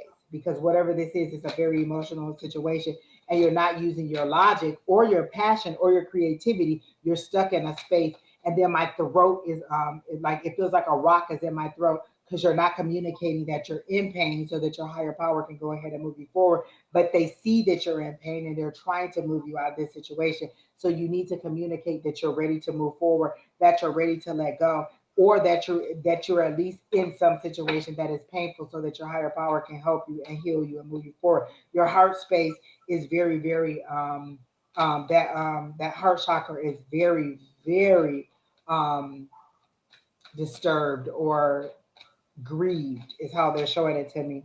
And I normally don't even get into the chakras, but they put a lump in my throat. So I feel like that's your communication and you not speaking your piece or speaking to what you need to move into. And then Emperor, all you're getting is leadership thing. You are in a place where you're in a place mentally and where your spirit guides think that you are ready to lead and to move forward. But this emotional situation is smothering that creativity, that passion, that leadership, that authority that you have and making you seem small and keeping you down. And if you let go of that situation, you can move forward. So that's what I got for Agatha. She said her name is Agatha. Okay, Agatha, I was getting something about a daughter. Do you have a daughter? And I'm getting do you have more than one? I'm getting two for some reason, but I'm getting the oldest one is the one who needs either some attention or they need some understanding right now. Do you have, again, at least one daughter, but maybe two? Again, I'm getting two, but the older one, again, who seems to be, uh, I don't know, she's going through something right now, and I get the feeling like she's not, she doesn't. I'm not saying she doesn't want to talk to you, but I don't think she thinks you understand, or that her name is Andrea. Okay, I think you need to have a conversation with her. I think you need but don't make it like let's sit down and have a conversation. I think you need to be doing something together. Maybe plan something, and then while you're out, get her to be comfortable and maybe start talking and chatting, and don't be surprised in that conversation, she turns to you and there's something in there, something that she needs to talk about, and somehow you can make it clear to her that she can tell you whatever, and that you're open without judgment. Because again, I just think she has something going on that she needs to have a conversation with, and you as a mom would want to know what it is.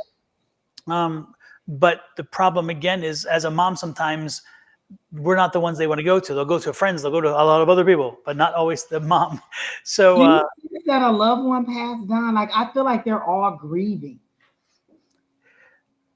no, I don't know what's up with her. I feel like I think something's going on at school or with a relationship at school or something. There's something about her that's just very heavy. And, but I don't know if it's a passing specifically. That could be the core of the starting the sadness or whatever. But there's still something dramatic there. That's also that leadership. Like maybe you need to step in and give the family some kind of direction. Yeah. Like everybody seems to be kind of not having any direction, and you need to take it because both of the cards that I got for her are very much leadership, and you need to step up. Yeah. Cards. Yeah. So I would try to somehow. She was a preemie. I would, but she's not young. I mean, she's in school already, isn't she? I mean, if we're talking about the same person, because I'm getting the feeling like again she's in school.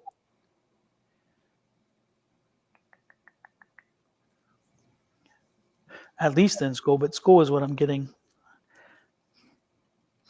And it's like I don't know. It's interesting. She's 23. Okay, so she's out of school. I was getting school. I was getting something about school. Something about school. And you guys didn't recently lose a loved one? Like you're not grieving a loved one's loss?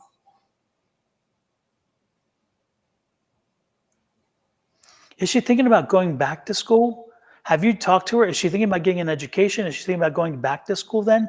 And maybe that's what she needs to talk to. She's going to take my role in my job and I'm moving up. Okay. You may want to talk to her because she may be thinking about going back to school, and maybe she'll do it. I don't know what she's going to do, but again, I'm getting school, the conversation. So maybe she'll talk to you about that. I don't know. But it'd be interesting to talk to her. The conversation is needed. There's something about education or school or something. But Angie's asking, did you lose somebody recently? And Gina McCaffrey, we see your message. We definitely see it. Yes. Anyway, that's what I'm getting. I think you need to have a conversation with her, because I think that there is a need for her to have an open and frank conversation, but it needs to just flow easy. You can't just make her sit down and have the conversation. You got to be doing something that allows her to feel comfortable to talk. Okay. Oh, you just lost your brother. Because I feel the grieving, I feel the heaviness, I feel the loss, but I feel like it's kind of overshadowing, like you guys have not moved forward yet. And if because you're looking at it in a negative of a loss, but think of the peace that your brother has found. Think of the new ways that he can communicate with you on the other side, and stop seeing it as a negative thing and see it in the celebration of his life. And that's why I feel like you all are kind of stuck after the death, and you haven't moved forward yet, and so that's overshadowing everything, because that's I feel like that's what you're holding on to and you won't let go. But if you try to transition to seeing him in a better light, in a positive light, the joy that he brought to you, the years of life that you had with him, then you'll be able to move over and let go of that grief. But I feel like you don't want to let go of the grief because you feel like you'll lose him. You won't lose him, you'll see him in another way. You'll be able to move forward in a more positive light, and then allow him to be in your presence in a positive situation, because you're grieving him so hard, you just haven't moved forward yet. So that's the grief that I see on you, or the sadness that I see on you, that won't let you all move forward. All right, who's next, Don? I'll let you pick this time. Let's go with Gina. She asked for a general, and I've never seen her name before. Okay. Lord knows she made it clear she wanted a reading.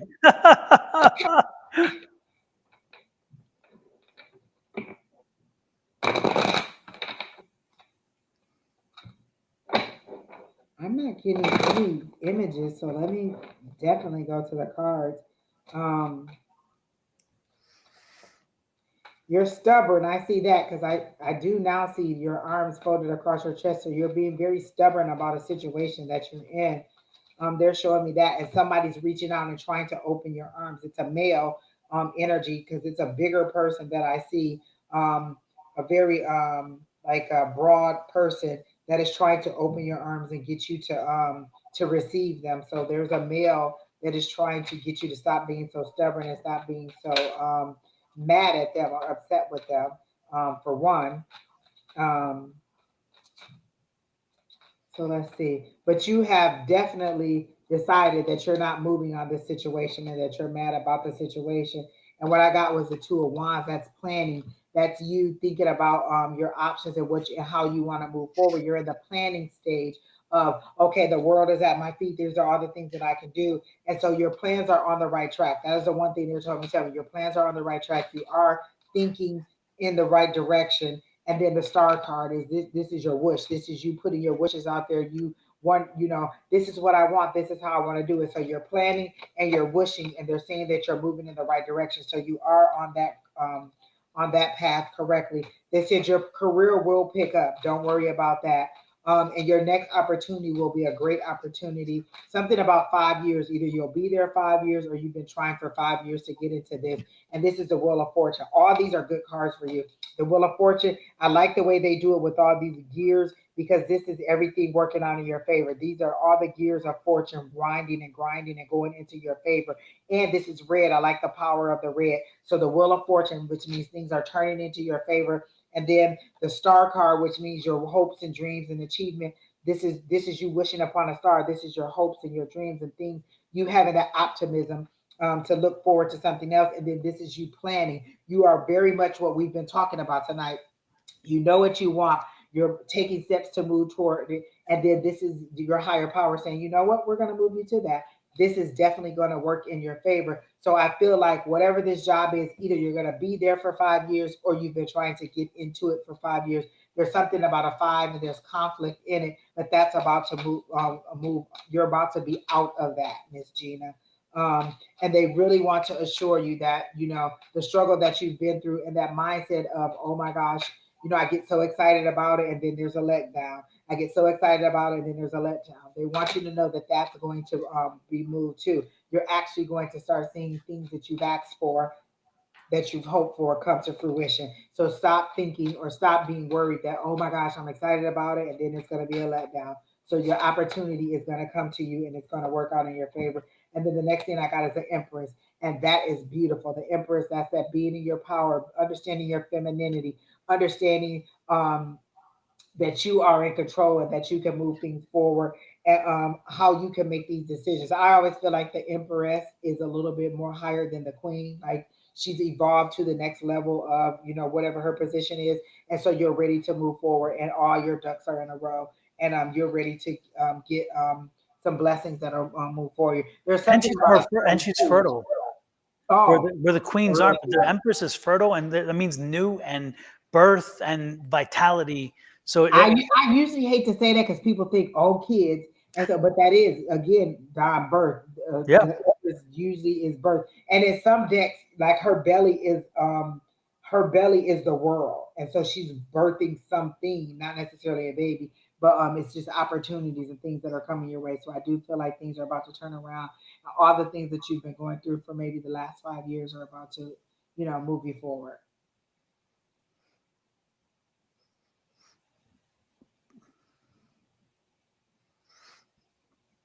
So that's what I got for Miss Jean. Okay. Gina, I'm also getting education with you as well. Or was it your education I was picking up? I don't know, because I'm getting education with you as well. Are you, and so, are you in school? Are you in some kind of training program? Or have you just finished up a training program and that's how you got the job that you got? Because I'm getting training with you as well. Oh, that's what the 5 years is. She hasn't worked for 5 years. Oh, okay. Because I'm like, I see a 5. Okay. I like that. Yeah. So you're currently in school. Okay. So, and since you were popping up in the middle of the other one, I wonder if that was the school that I was picking up because you were popping up while I was reading the other one. Anyway, but no, the good part is that's the reason. Yeah. You need to step up. You need to step up with your education. You need to get your shit together. Excuse my French. And you need to, because you need a change. You need a change, and this education will bring you that change. So you have got to, and again, you have the Empress, which as Angie showed you, it's you. It's on you. You can't look at anybody else and say, okay, that's whatever. You got it. It's on you. You've got it. You can make it happen. You're the Empress. You can make magic happen. You can give birth to a new life. You can give birth to a new opportunity. You can give birth to a whole many things. Not a whole many. That's good English, right? Anyway, but a number of You things. know what you meant? Exactly. So, so what I'm saying is get your stuff together. Make sure that your focus is finishing school and having that as a stepping stone to an opportunity. And I don't want excuses. Your spirit guides don't want excuses. They're bringing the schooling to my attention to talk to you, to give you a wake up call. So get your stuff together. Start working in earnest toward getting caught up, getting to the point where you can prepare yourself to graduate and move on to your career, because your life will change with this. Your life has not been your life. I mean, I don't know, but I mean, I'm even seeing at one point were you domestically abused, or did you grow up in a household with domestic abuse? Because I'm seeing that as part of the way of kind of beating you down, and not just physically beating you down, but beating you down as in worth, not knowing your worth, not knowing your value. And when you start pushing forward, when you start making headway forward, your subconscious kicks in and says, I'm not worthy. I don't deserve this. I'm not good enough because of some of that. And I could be wrong, and you don't have to express it if you don't want to. But again, I'm getting a domestic violence situation that led to some of this. Abusive relationship and mentally beat down by my family. Absolutely. There you go. I felt that. And so what happens is subconsciously, when you start making a move to break the pattern and to get out from that, when you're changing and you're evolving, your subconscious slips in and says, I'm not worthy, or I'm not good enough, or whatever. And you need to break that cycle. One of the best ways to break the cycle is by getting that education, by finalizing your education, getting the certificate or degree, and telling yourself, you know what? I've proven them wrong. I've proven the subconscious wrong. And this is the neuroplasticity I speak about often. Retrain the brain. Retrain the brain to say, I am worthy. I earned this. I have value. And not that you have value within a relationship. The relationship means nothing. Not that you have value because you have a bank account. Not that you have value because you have a job. Not that you have value because you have a car. You have value because you are you. That plain and simple, because you are you. You bring something to the universe that no one else does. You are the only one of you in this world. So own this. Own this. Reprogram yourself and make sure that you understand that you have value. Make sure that you appreciate, respect, and encourage yourself, and don't allow yourself to fall prey to the, oh, I'm not worthy. Oh, I'm not. And again, it's a subconscious thing more than conscious. Okay. So get back to school, get back to focusing on school. You're already in school, but get back to focusing on school, figure out how you catch up, and then figure out how you move ahead, because this is breaking a cycle and you need to break the cycle. You need to move on. That's what I'm getting. So there you go, Angie. But you know what, Don? I really feel like her mindset has changed. All of her cards were good. Like, even though she's gone through all of that, I feel like she's already there. Like, she's already changed her mindset.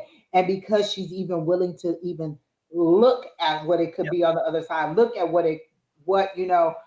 see it from a different perspective. The Wheel of Fortune is coming for her. The Empress, all of these are great cards where you're making choices. You're planning in the Two of Wands. You're wishing in the Star card. You don't know what's going to happen, but you're hoping. Like, what if it does happen? What if I get it? It could possibly be. None of these are bad cards. These are all things where you've taken control of your mental capacity and you're ready to see it from a new perspective. I love that you are really, really ready and you've already mentally made that change. Sometimes we have to fight with people and tell them, you need to change your way of thinking. You're already there. You're already ready to move forward. Your cards are good. You are really, really, really on the path to do it, and keep believing, keep seeing those affirmations. Yes. I don't think we put it up tonight, but Don, can you put the affirmation up? Absolutely. And just keep saying it. Lots of mornings I wake up, and before I get out of the bed, before I even decide what my day is going to be like, I say that affirmation like it is crazy. And a lot of times when I get out of bed, I'll lay in the bed for half an hour and just repeat that affirmation. I believe in infinite abundance. I am so grateful that all my wants and needs are met. I believe in the infinite abundance. I am so grateful that this is going to be a great meeting today. I am so grateful that all the information that I need, I'm going to receive. And sometimes I just have to talk myself into a great day and be ready for it. And that's what I want you to know. Just start saying your affirmations and believe that it'll happen, and you'll start seeing the the benefits of everything happening in your life. Absolutely. Absolutely. So again, don't let the subconscious slip in. Keep working on it. Keep driving forward. Get yourself back on track in school so you can graduate and you can break the cycle. You can break the cycle. You need no one else but you. You are the most important person, and make that happen. Make that be the case. Okay. There you go. And you've overcome so much already. I mean, that's the thing is, Angie made that point very clear, and so has Myra. You've overcome so much already. So there's nothing you can't do. When you set your mind to it, there's nothing you can't do. That's what I truly believe. All righty then. Who is next? Let me see. Why is everybody texting me while we're online? Like, you guys don't even see me online.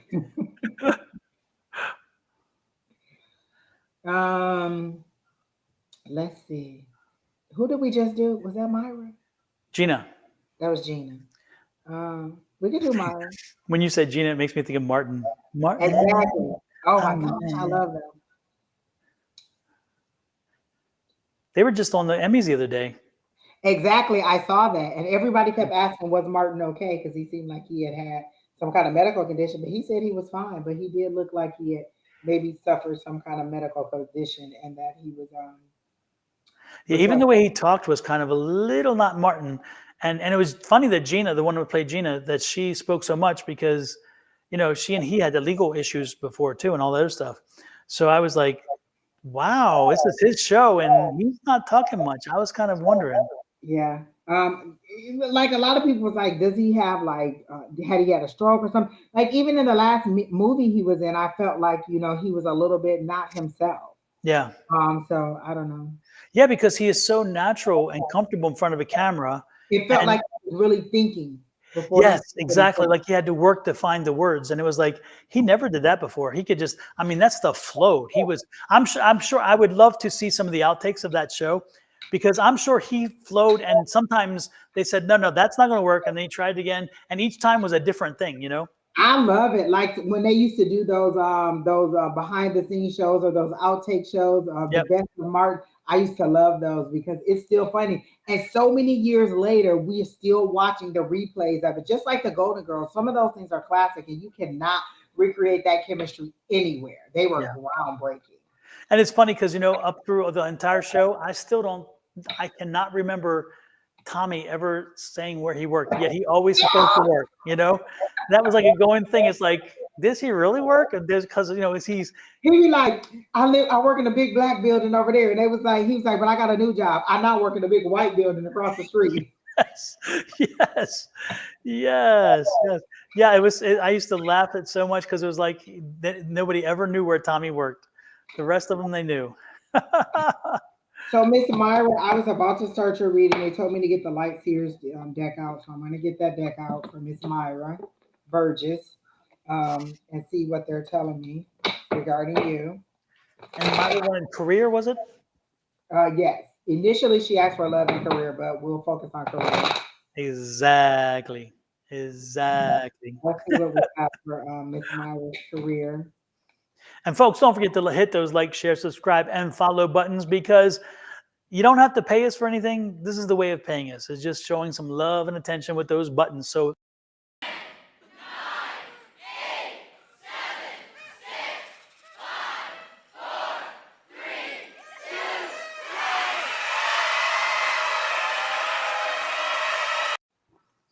Little Possessed, we see that you are in there. We do see your message in here. We can see you.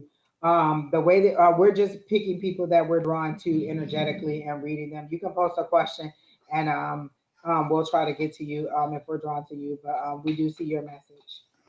But for Myra, I immediately when I asked what's for your highest and greatest will for your career, I got the 10 of Cups, and so that's wish fulfillment. That's an emotional joy. That's you getting something that you have been desiring for a while, and you've been working hard at it because I got the 8 of Pentacles, and that's you putting in the work. That's apprenticeship. That's you working at your craft, working at your trade, and that could be school. That could be actually working in your industry. That could be you just learning about or researching. But I do feel like you've been working hard and that your emotional fulfillment is coming, or you're going to get the joy that is tied to whatever it is that you're asking for in your career arena.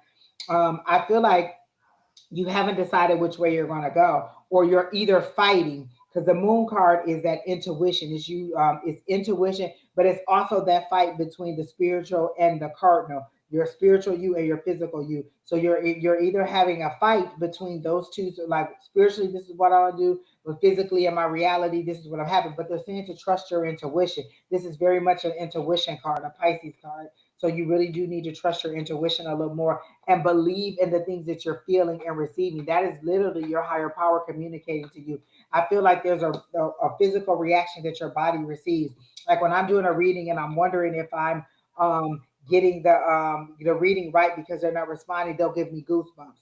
So they'll give me a physical reaction to calm me down and to give me confidence and to know that I am on the right track with that person, whether they're telling me I'm on track or not.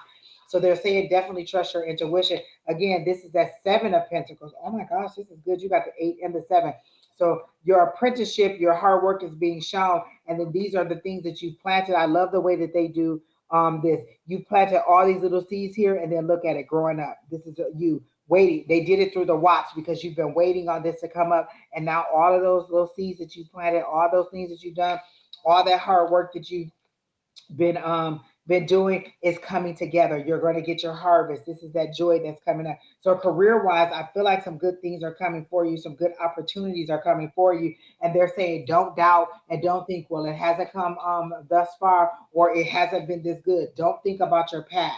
Think about the things that are coming for you in the future. They're saying stop hanging on to the losses and the regrets of the past and see it for the future. I feel like that was speaking to me in this situation, because a lot of times they'll be like, Angie, blah, blah, blah, is about to happen. I'll be like, well, the last time you told me, because I am not the person who forget. My spirit guides know. If you told me something that didn't happen and you tell me something that's going to happen, I'll be like, but the last time you told me this was going to happen, it didn't.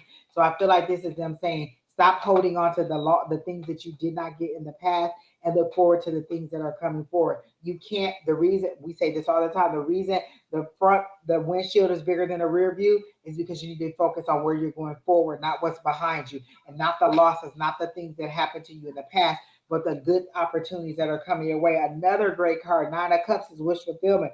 You got the 9 and the 10 of Cups.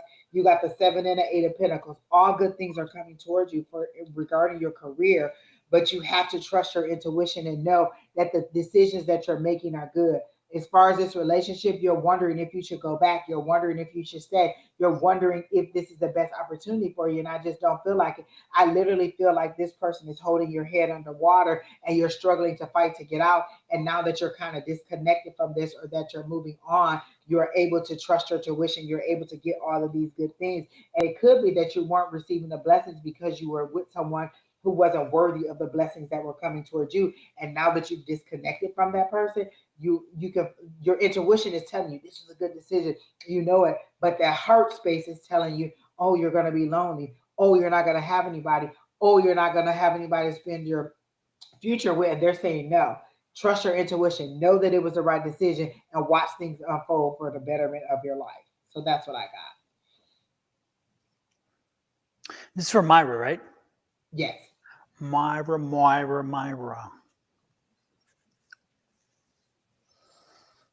am I getting for Myra?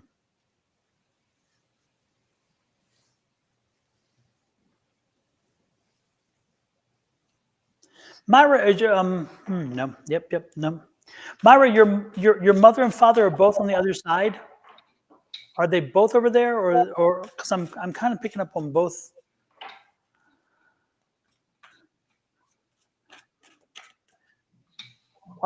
Did your mother and father cross over, and are they on the other side? If one did not, let me know one. But I'm getting both of them over there. So they're both. Yes, they're both. Yes, they are both over there. Right? Okay. Now your dad was the last to go, because I'm getting the feeling like she went first, and then he was like, yeah. But he's been gone a while. I know he's been gone a while. I never knew my mom and my dad passed away. Oh, Okay. wow. So you never knew your mom, and then your dad passed away. Okay. And your dad's been gone for, it's been a while though. It's like, it's just a few, it's not been, has it been like,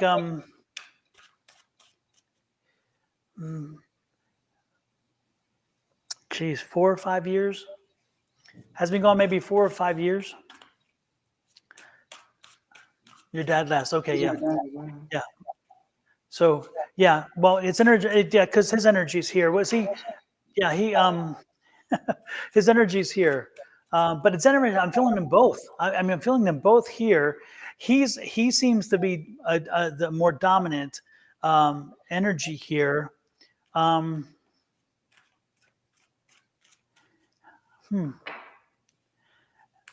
I'm just trying to connect to him and see what it is he wanted to convey with his visitation. He said it's not a birthday for him, and it's not around a time of passing. So which is interesting. I always ask that question: is it her birthday? And he's saying your birthday's like in April or something. So he's like, no, it's not your. Is that right? Your birthday's in April? Because he's like, yeah, her birthday's in April, and it's not his birthday. And he passed what in like. Yeah, he passed in, was it a December time? I don't know, but is it right? Your birthday's in April? Because again, he's not coming in for the birthday, which is why I'm asking why. Is it just a pride thing? Like he just wants March, to okay. pride that he's proud of her? I don't know. I think it could be. I'm just trying to figure him out, because I'm like, Dad, tell me something. But because it's interesting, because I go through all these questions in my head with him. So March is April. Okay, so we're close, which is good. Yeah. Okay. So yeah, because it wasn't your birthday. It wasn't an issue with that, and it's not around the time of his passing. That's not an anniversary that he's celebrating either. So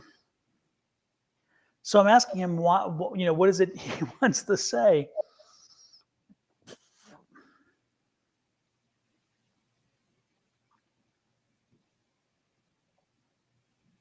he's just.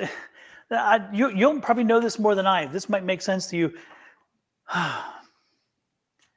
um, I get it's more of this feeling of you just needed to know. You were here, and you just needed to hear and know that he's around you and that you're loved.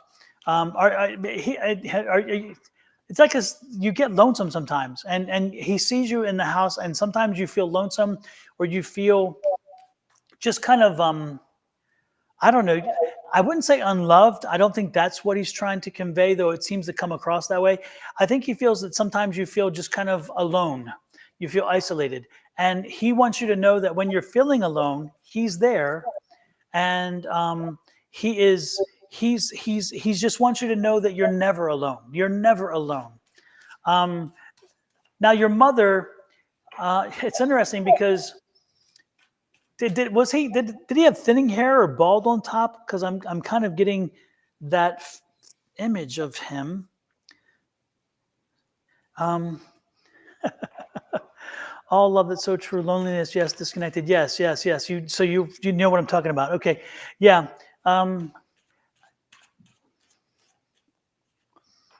Did your mom?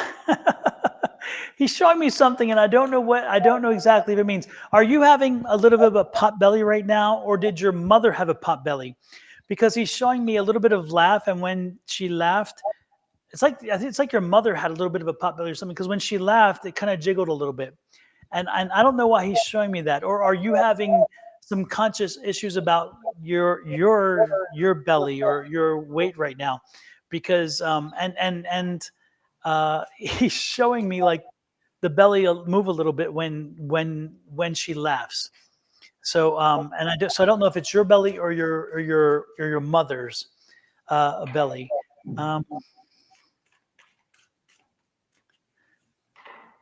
And did your mom make cookies?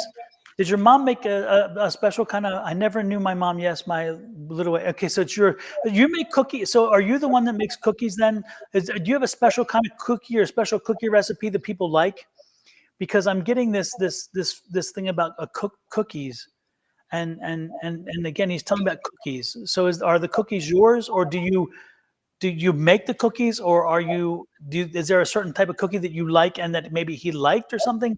Because he's talking about the cookies. He's showing me the cookies.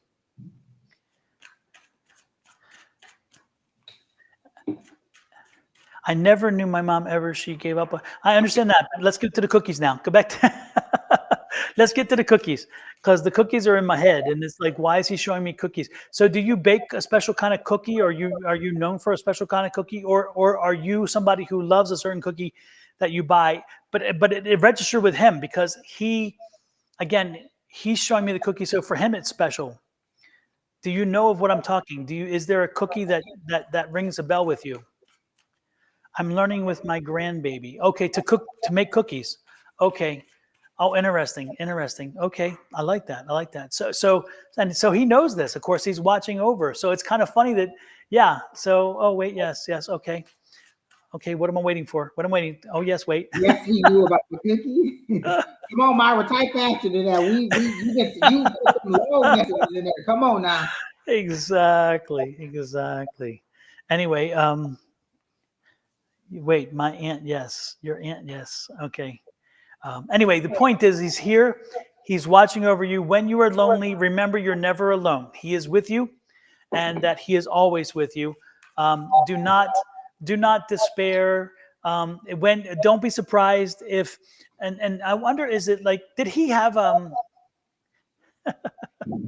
is there a special recipe? Maybe actually Kelly was asking. Yeah, it's something is like about the cookies. And again, either he liked them, or I don't know. When he was ill before he passed, did you bring him treats like that, cookies? Because maybe that's what he's showing me. I don't know. But the point is this: most importantly, know that when he came in, he didn't come in because there was anything specific. He just wanted to let you know that he's there with you, that you're never alone, and that Dad's with you. Dad will always be with you. So remember that when you think that you are, when you think you are disconnected, or when you think you're alone, you're not. That someone is there with you. And again, because he's not in physical form does not mean he's not there. And she there too, even though you never knew your mom, I'm telling you, she's over there with him. He knows this. He's with her. And so they know each other over there, and they're watching over you. Okay. So anyway, that's what I'm getting. So, and continue to learn with the grandchild. Continue to learn to make the cookies, because he's watching over that too. And he just it's bringing him joy. So know that he's watching and loving the fact that you are having a great relationship with your grandchild. That's important to him. That's really important to him, because remember, that's his great grandchild too. But more importantly, I think he wants to experience. I think he wants you to experience what he had with his grandchildren. Okay. So there you go, Myra. Thanks for coming in and giving us that energy. I did not expect the mediumship read. No problem, Myra. Sometimes that's how it works when we do readings. Some information, because it doesn't fall within the way in which we kind of compartmentalize things, we don't connect, and then later on we're like, oh shit, I knew that. What am I thinking? And I'm a prime example. I went to see John Edwards.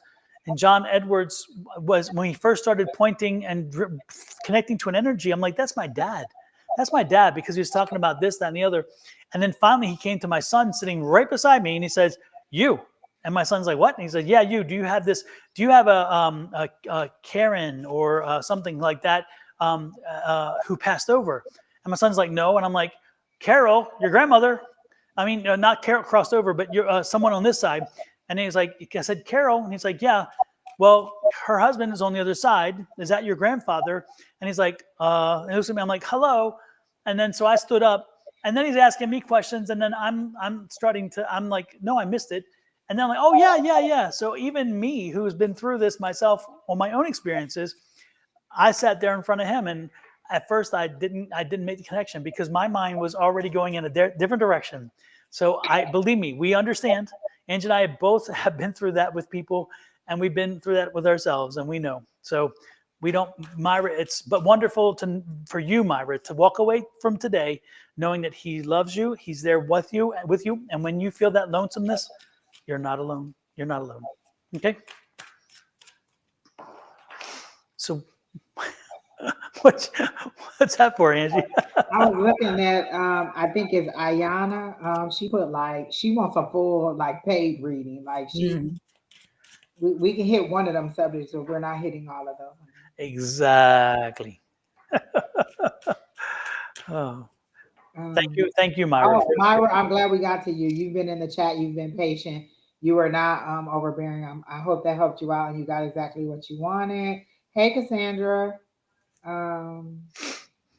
Where you want to go now? Well, Ayana is very vocal, so she's in here. Yeah. Let's go with her, and let's go with see if she Ayana. You want to do her legal troubles, or you want to just do general? Hey, Alexa, and I'll do well, whatever comes up. But I'm looking for or tapping into general, and then whatever comes up. So okay. Sounds good. Sounds good. Oh man. Alexa, I know we're not reading you, but I see a moving truck. Are you packing up to move? Did you relocate, or are you planning to move? If so, then go ahead. It's a good thing. They literally showed me a moving truck. But back to Miss Ayana. Let's see what's for her highest and greatest good, or what she needs to know. Alexa's house burnt. Her apartment burnt. I remember. Yeah. Yeah. She lost everything. Everything. And I feel like it's giving her the chance to just move on, to just totally relocate to somewhere else. Yeah. Yep. Ayana. Is it Ayana? Are we saying it right? Is it a Iyana? Miss Ayana? Are we saying it right? Oh, she just moved. Okay, because I saw the moving truck. Okay, it's blessed. And they're saying you don't have to worry about it. Miss Alexa, your house is like a sacred space. You don't have to worry about spirits attacking you there. It's a sacred space. You've cleansed it and you've cleaned it. They're showing me the selenite. I don't know if you put selenite pieces in there, but it's fine, Miss Alexa. I was visualizing Tangina. This house is clean. Now, don't make me pull that movie out and find it and watch it. Don't make me watch it. Okay, I love that movie. For those of you who don't know what I'm talking about, it's Poltergeist, and it's amazing. It's back wonderful to these cards for Miss Ayana. So let's see what it is. If you have anything, Don, you can go ahead. Because I'm focusing on job, or that's where it's taking me to. And I see her packing a box up, like she's sitting in a cubicle, and I see her packing her box up to leave, but it doesn't feel like she's being put out. It feels like she's deciding to get up and go. Like, I just don't have to take this. I don't like the hours. I don't like the pay. I don't like anything about it. I'm ready to move on regarding her employment. And then the card that came out first was a full card, and that's just you just deciding, you know what, I've had it. I'm ready to go. I'm going to jump into. I don't know where I'm going into or what's going to be better, but I'm ready to move on. So that's a full card. That's a new beginning. And that's you just trusting your higher power, ready to move forward. Then I got the Four of Swords, which is you needing that rest, that mental rest, or your hopes, or it's your fears and anxieties that have taken over. But in this card, it's so leisurely, like you're resting on the moon. And to me, it feels like you need a little mental rest. You need to just kind of relax and allow yourself to connect with your higher power. They're showing me you being outside and kind of walking or enjoying the outdoorness, or you need to start enjoying it. And then I got the the King of Cups, which is you dealing with an emotional situation, but you being in control of it. Like you're really opening that door and finding some peace with this emotional situation, or with a situation that was really a heart over a head situation. You're trying to navigate through it, and you've really gotten a little bit of control on it. So get a little bit of rest, meditate, and find your and find that connection to your higher power. Like you really feel like a spiritual or a very religious person. You're just not listening to the cues that are coming to you or the things that are being said to you. Like I feel like you'd be like, something told me I shouldn't have did that, but something that told you was your higher power. Something told me that I should just leave. Something told me that I should just apply for this job. That something is your higher power, and you need to connect to that and question it and allow it to guide you. And then I got the Page of Wands, and if that isn't like I like the way they do it with the magnifying glass. He's looking. He's a sleuth. He's looking for clues. He's looking for information. This is new opportunity. This is somebody bringing you information about a new thing that's coming up. So pages are usually represents a younger person or a younger energy or something. But this is you getting more information about a new opportunity, something that's passion, that's creative. It's you being open to things that are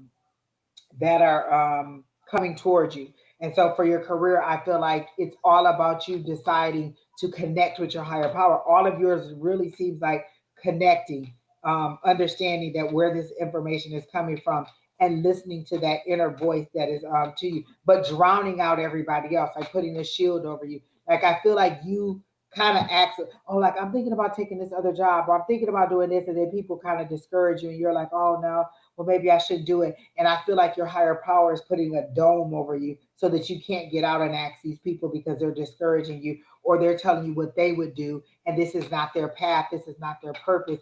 You know your purpose. You know which way you want to go, and you need to do it your way. Are you thinking about doing something in the service industry? Because they're showing me this show that I used to watch called The Game, and they're showing me the Brandy character where she was like, she wanted to open a spa, like a personal spa, and you're in your Empress energy, which means that you are ready to make that decision. You know your power, you know what you can do. You're birthing an idea. Oh, I like that. Remember, Don, we said that earlier, birthing an idea. And this is the information coming up about the new opportunity or about the creativity and creating that new opportunity.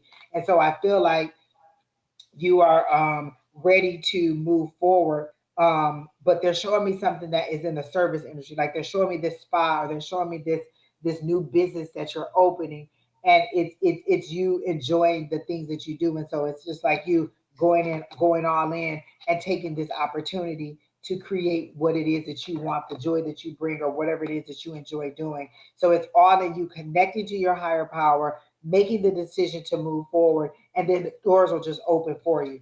Like you, that emotion, the emotion that you're feeling isn't the emotion of like that's weighing you down. It's the emotion that's fueling your passion to help you move forward. Like the things that are connected to you that bring you joy, that's the direction that you're trying to go. And that's what you need to focus on. And that's how you need to move forward. So that's what I got for Miss Ayana. Hmm.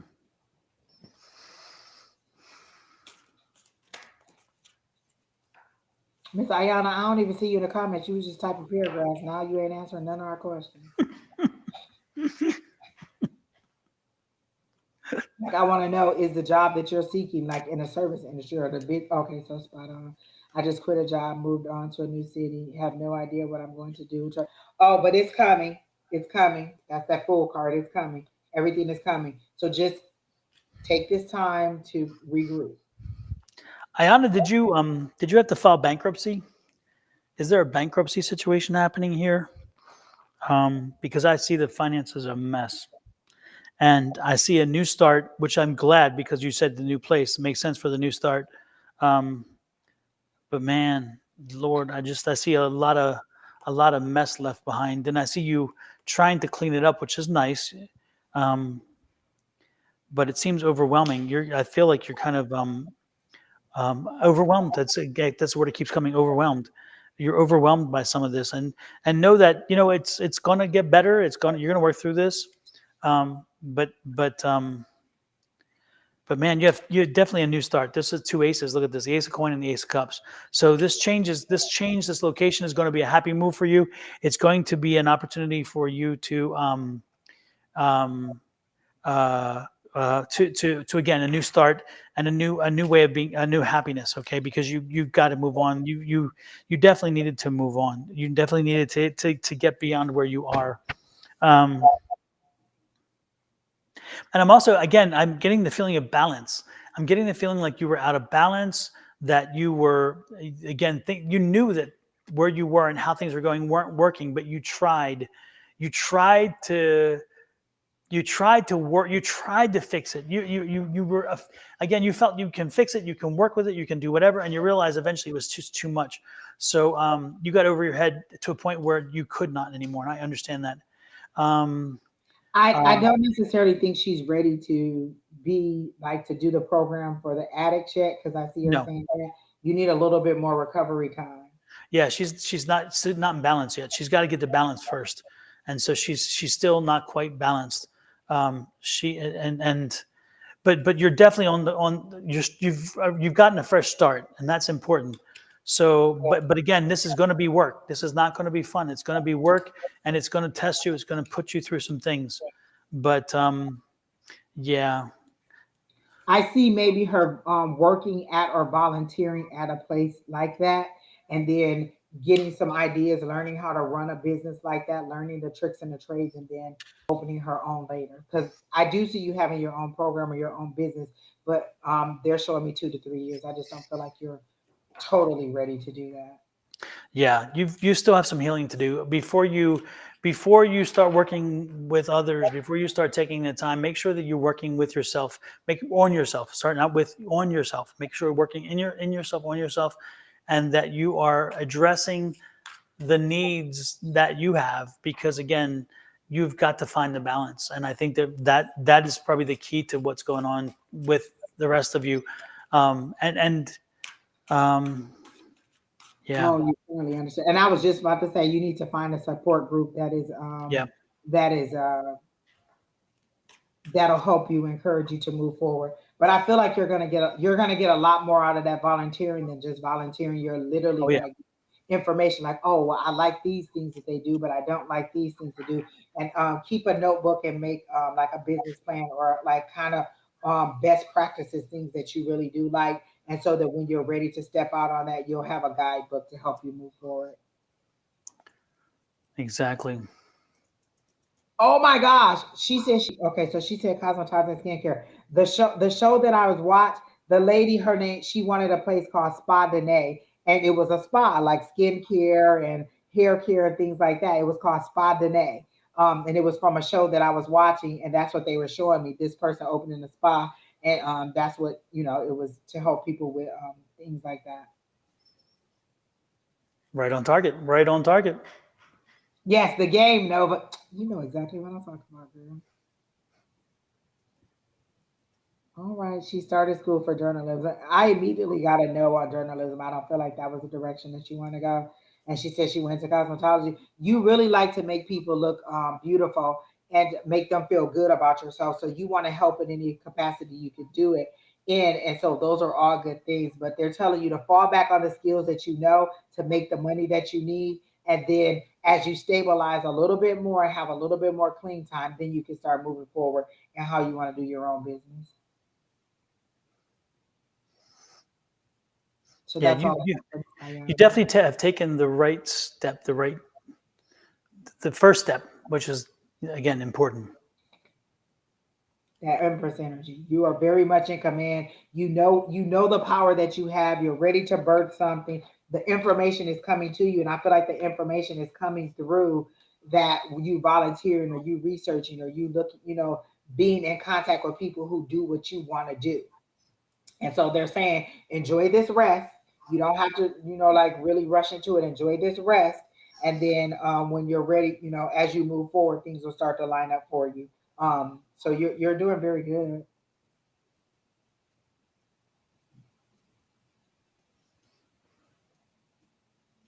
TikTok and Facebook, best place to market. That is true, Nova. Literally, I tell people it is so much free marketing. Like you could go on there and just cut hair on TikTok and show somebody a TikTok video, and they're like, "Oh, I like it." Because a lot of times I'll see people doing stuff, cooking the food that I like, or providing a service that I like, and I'll be like, "Oh, well, let me see if they doing it. Let me see how much they're charging for it, or how I can order their product, or how I can do whatever." And we're voyeurs. We like to see people doing stuff, and so we could just watch you do hair or do a skincare routine, and then we're ordering what it is that you're saying, or we're buying what it is that you're showing us that you make or that you do. So and that costs you nothing. All you got to have is a camera and the wherewithal to get on online and just kind of put the videos up there. So go ahead and do that. Even go live and talk about skincare or addiction, or start a group with people online, where you can have a support group with people and then watch that grow. There's so many different avenues you can go that will give you advertising and help you to move forward. Hmm. Yeah, social media has really, it's like become a balancing, it's like balanced out a lot of, it took all the power from the people who have and gave it to everybody. So everybody now can communicate, they can reach out, and they can express themselves, which I think is wonderful. Where before our voices were quieted because, You you didn't know, have the money, or you didn't have the platform, or exactly. you didn't know how to get started. And now literally just turn on the camera and get to talking, and a lot of people will listen to you, um, because you're sincere about what you're saying, or you have something that they enjoy watching. Exactly. Yep. Literally in the morning when all of our group is on, I just sit there and absorb the positive energy. I just like to hear some of the things they're saying, not necessarily for the reading, just the positivity of the group of people that we're in. Yeah. Oh, Miss Nova said, or go live with people showing how to do hairstyles with head up info on what they need what they need for the live. So all of those things are popular ways that you can do. Just telling your story on live. You won't know how many followers. TD Jake's daughter said in her misery, because remember, her dad was TD Jakes and she got pregnant at 14 by another person in church. She said she started a blog just to kind of express herself, and it turned into a lot of people coming in telling them how they shared her trauma, her sorrow, and the grief that she was going through. And so that's how she kind of built her platform, just telling her story. And you could just tell your story, and that could be another way to connect with people and to build your platform and to get people to know who you are and the services that you provide or what you're looking to do, or even give you advice on how to do it. A lot of times people come in and be like, oh, you can connect with this person, you could do this, you could do that. And a lot of times that's what we do in here too in our resources, is tell people how to get to other stuff. So there's lots of opportunities that social media will give you. Oh, Absolutely. you've been reading Sarah Jake's books, and it's funny because that's the name that they gave to me. And she's really good. She's a dynamic speaker, and she really does motivate you in her own way. So that's what I got from Miss Ayana. I hope it really helps and helps you to move forward. But I see nothing but success and good things coming forward for you as long as you stay in this mindset of I could do it. I know my power. I'm focused on where I want to go. Yep. Absolutely, absolutely, and know that you're not alone. I know this sounds. I don't mean to insult you, but if you think your journey is you're the only ones ever did that journey, I guarantee you are mistaken. your journey. So there may be components of the journey and aspects that are very unique to you, but I guarantee the journey that you're going on, the journey you've been on, and the journey that you will see in front of you, many people have walked that journey, have crawled that journey, have suffered that journey. And so the good part is sometimes by reaching out and having conversations with people, you wind up finding people who've been there and they can help you navigate knowing that you are not alone. So there you go. Hey, Miss Wendy, nice to see I you was in. just gonna say, hey, Miss Wendy, how are you doing? I love me, Miss Wendy. I love Miss Wendy. Yes. She's one of the Um, most calm, just she always has peace and calmness and it is. positivity. You know, it's like one of the few people in the world that has that about them. Every time when I'm around her, I feel like, damn, I'm feeling good. So whatever she needs to bottle that energy up and sell it. Absolutely. Who is next, Miss Angie? I got into Miss Nova's energy while because I kept reading her comments, and they showed me you as a person who speaks your mind. Like you stand up for yourself. You do not allow people to walk over you. You speak your mind very well, but you also like you have confidence in yourself, and you know that you can do what you're wanting to do, but you feel like you're in a position where you're stuck and you're not moving forward because the Hangman is a card that fell out for you. Like you feel like something is holding you back, but you're not sure what it is because you're pushing forward and you're ready to move forward, but you're just not sure. And what Spirit is telling me is to not necessarily be more reserved or change the way that you address people, but to kind of accept some advice, accept some help or some guidance from other people. You like don't just be like, oh well, how do you know or what do you know? Like kind of get a accept some guidance. I see that there's a female that is going to come through that is going to give you some career advice and help you to move forward. I see you moving from one building to another building. So when I see moving like that, that's usually a career change or you going from one job to another. But since it's one building that looks like this and another building that looks like that, I feel like it's a complete career change or a change in things that you do for your day to day life. And so I feel like you're about to have a drastic career change or some kind of big um, career opportunity that's coming your way. Like they're showing me two things and you're stuck in the middle, but there's not like, so if this is one building, this is the new building and you're stuck in the middle here, but it's a very small space and you feel like you're stuck in between and you don't know, should I turn back and go to where I am or should I turn this way and go that way? And somebody's going to come in and give you guidance, an older, more mature lady, a black lady. And I don't know if it's a relative or if it's just somebody you're going to meet in the business that is professional, but they're saying kind of listen to what they're saying. And they may be a little bit harsh too with what they're saying to you, but they're wanting you to know to listen to this person and to take their guidance. You know, you don't have to do everything they're saying, but kind of take the information they're saying. And then I got the Five of Cups. And with the Five of Cups, you're concentrating on your losses and not on the things that you still have. Not necessarily your losses, even on the things that you don't have. Like, okay, I want to do A, B, C, and D, but I don't have this, I don't have that, and I don't have that. And they're saying, well, concentrate on the things that you have and use those resources to get to the place of the things that you want to have.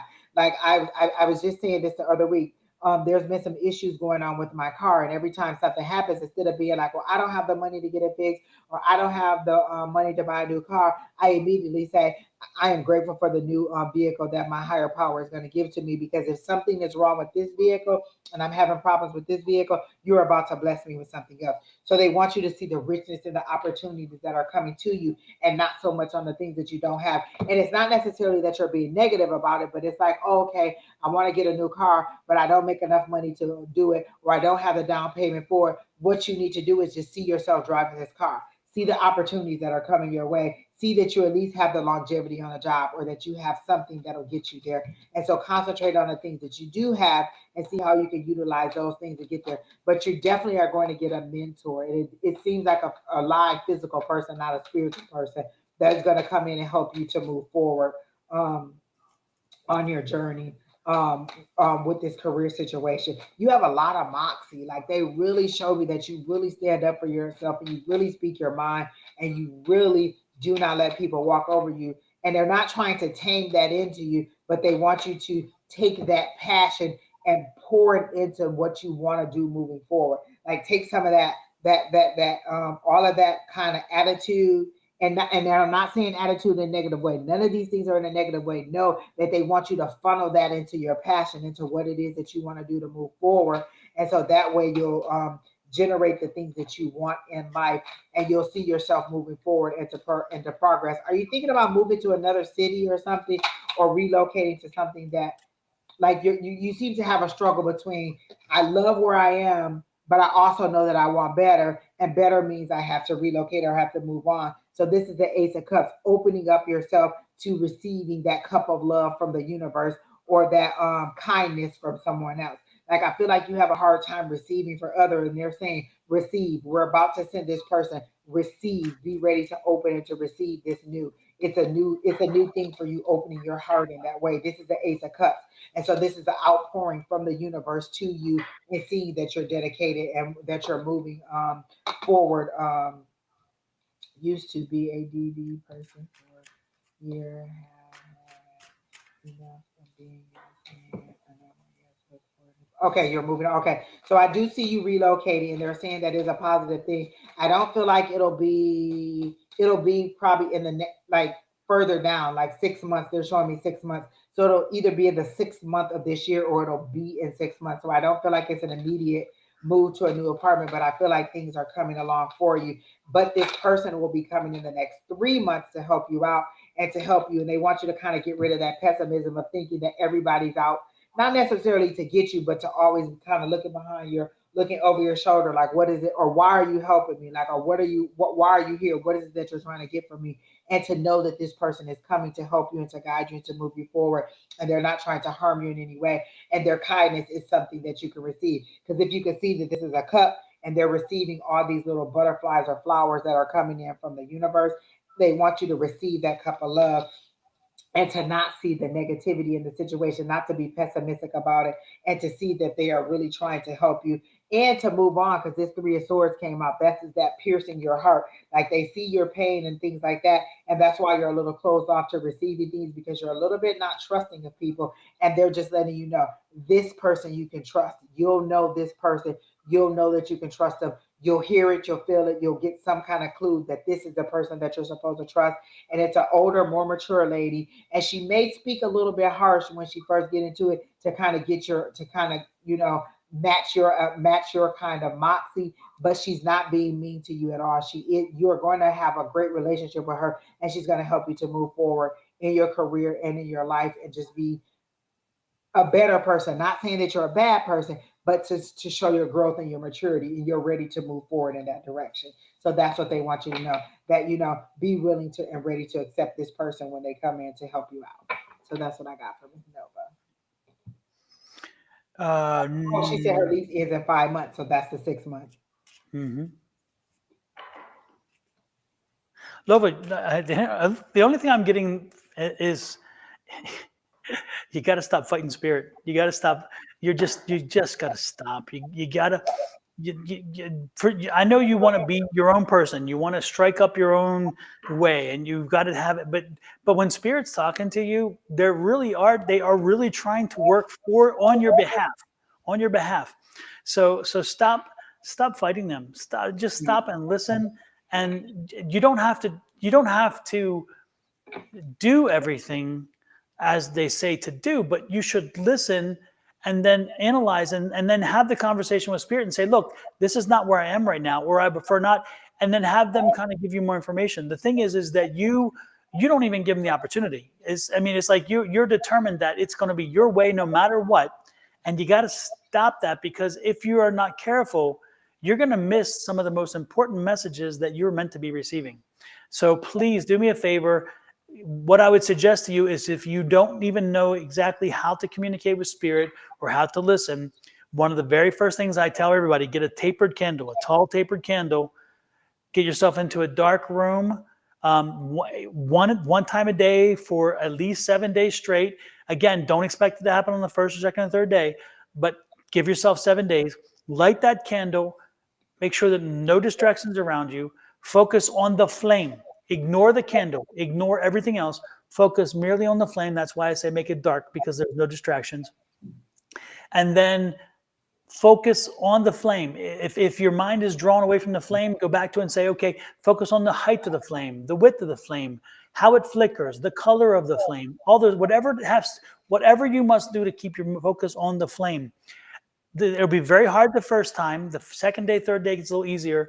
By the time you're getting into 4 and 5 day, in other words, the fourth day or the fifth day, you will be able to focus for 5 minutes. Also set a timer and let the timer go, but a quiet timer. You don't want the tick, tick, tick sound. You don't need anything again. And then be careful when you set the timer. Don't be watching the candle flame singing, is it 5 minutes? Is it 4 minutes? How long is it? Because again, that's allowing yourself to think of something else other than the flame. Again, once you get to a third or fourth day, and as you get into 4 and 5, you realize now you are controlling your mind instead of your mind controlling you. You are controlling how you focus. You're telling your mind, this is what we're doing.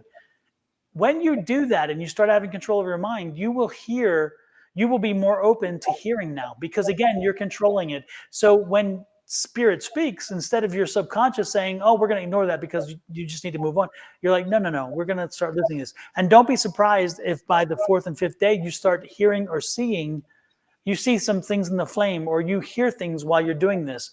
That's spirit's finally getting through, because you have to quiet your brain. And if your brain's like mine, it's always running, it's always thinking, it's always doing something. By quieting it, as in the focus of the flame, that gives us the opportunity to hear clearly. So do this exercise, try it for 7 days, and don't be surprised if that works. And if it does work after 7 days, continue doing it. Give yourself 5 minutes a day of you time, connecting to spirit and letting spirit have a conversation with you. And you have a conversation with it. When you talk to spirit, one other point, when you talk to spirit, make sure that you do this. Actually speak.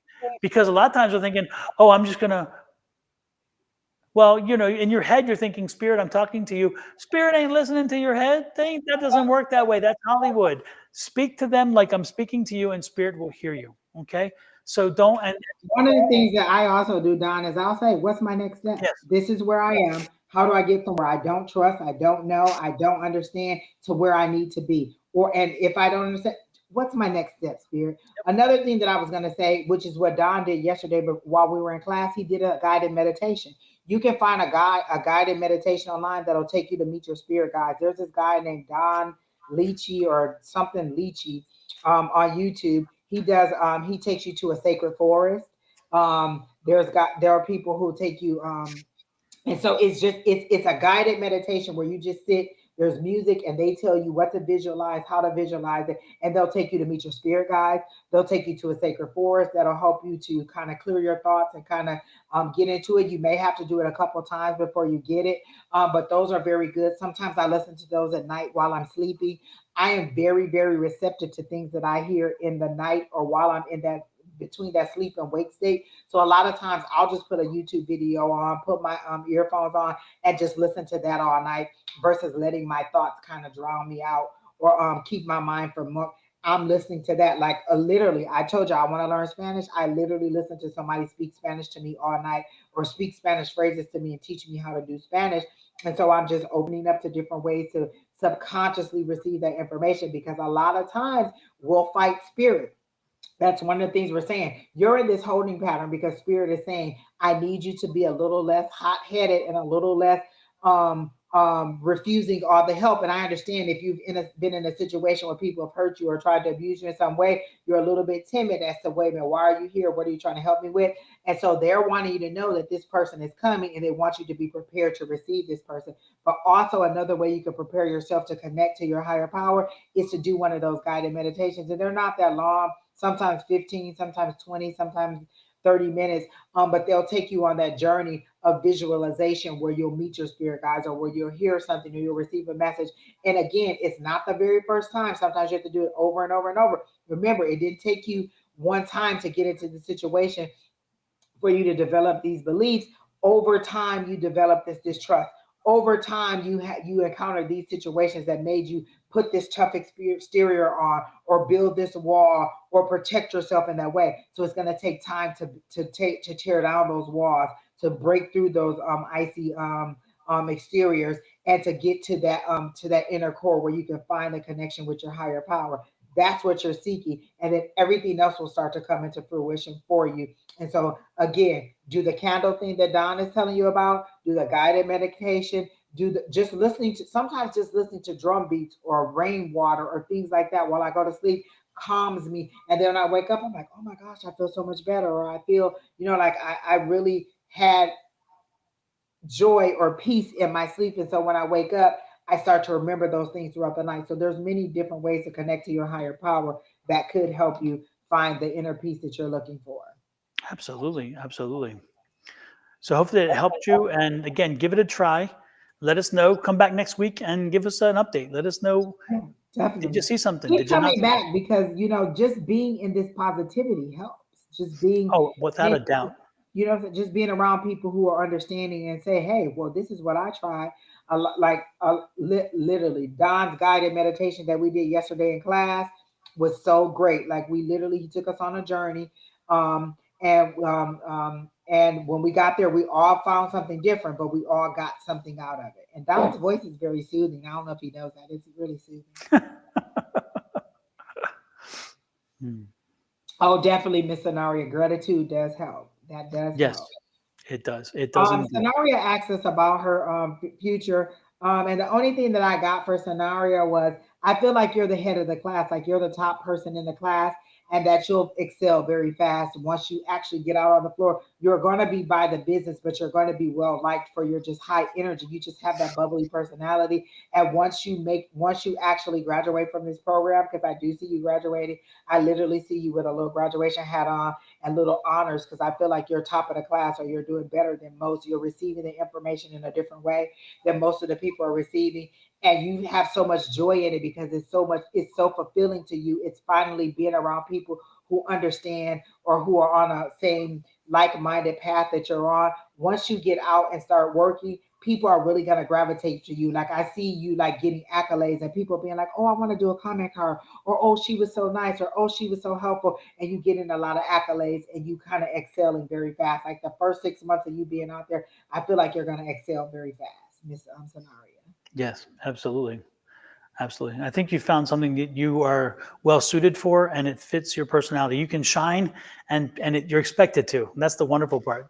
You don't have to hide it under a bushel in that sense. And Miss Let's Nova, take, go to a support group, like you're saying, mental health.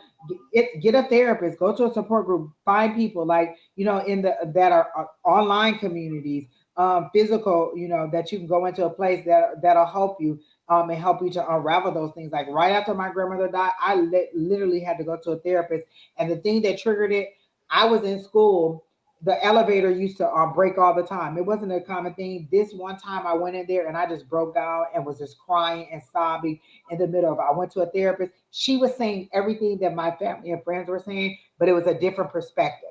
If she could hear the story from just my perspective and then she was saying the same thing, it was just a different voice saying the same thing. And it felt good to unravel and to be able to say those things to her. Listen, if you can lay down on somebody's couch, you need to go lay down on somebody's couch and let people speak into you and just help you to work through those things, because a lot of times we think we know best and a lot of times we don't, and it's that outside perspective that can help us to find that peace that we need and to move on.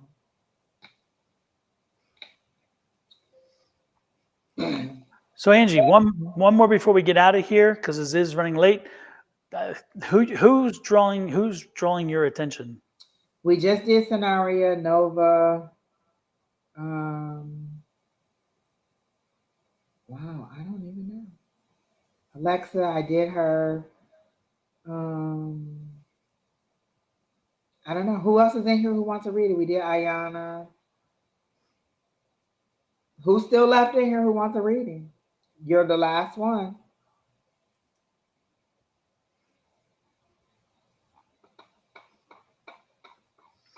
Do do do do do do Oh, there's do. a Steph right there who said, All right, Steph, you're the wiener.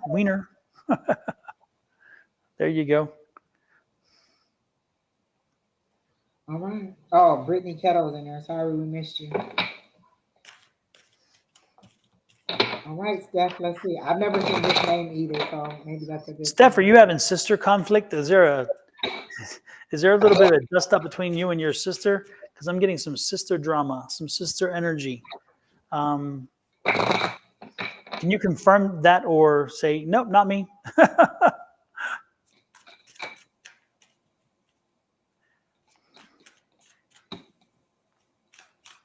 Only child. Interesting. Interesting. Okay. So do you have a best friend or a very close friend who is like a sister to you who's having drama? Because I'm getting this, and again, it's like a sister kind of energy, but I'm getting a drama of some kind and getting like again, the word drama keeps coming to my head. It's like drama, drama, drama. I'm like, hey, I don't know.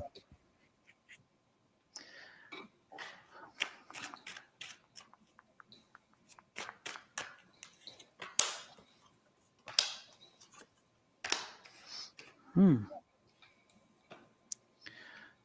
you have a sister-in-law then? Because I was just given the Emperor card, so maybe a sister-in-law. Drama for my son's school. Yeah, I don't know. That's not kind of what I'm getting.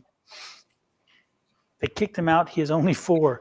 Only 4 years old and got kicked out of school? Damn. My nephew got kicked out of school. Lord have mercy. He's only 4 years old, so I know. He was a little too eye for an eye.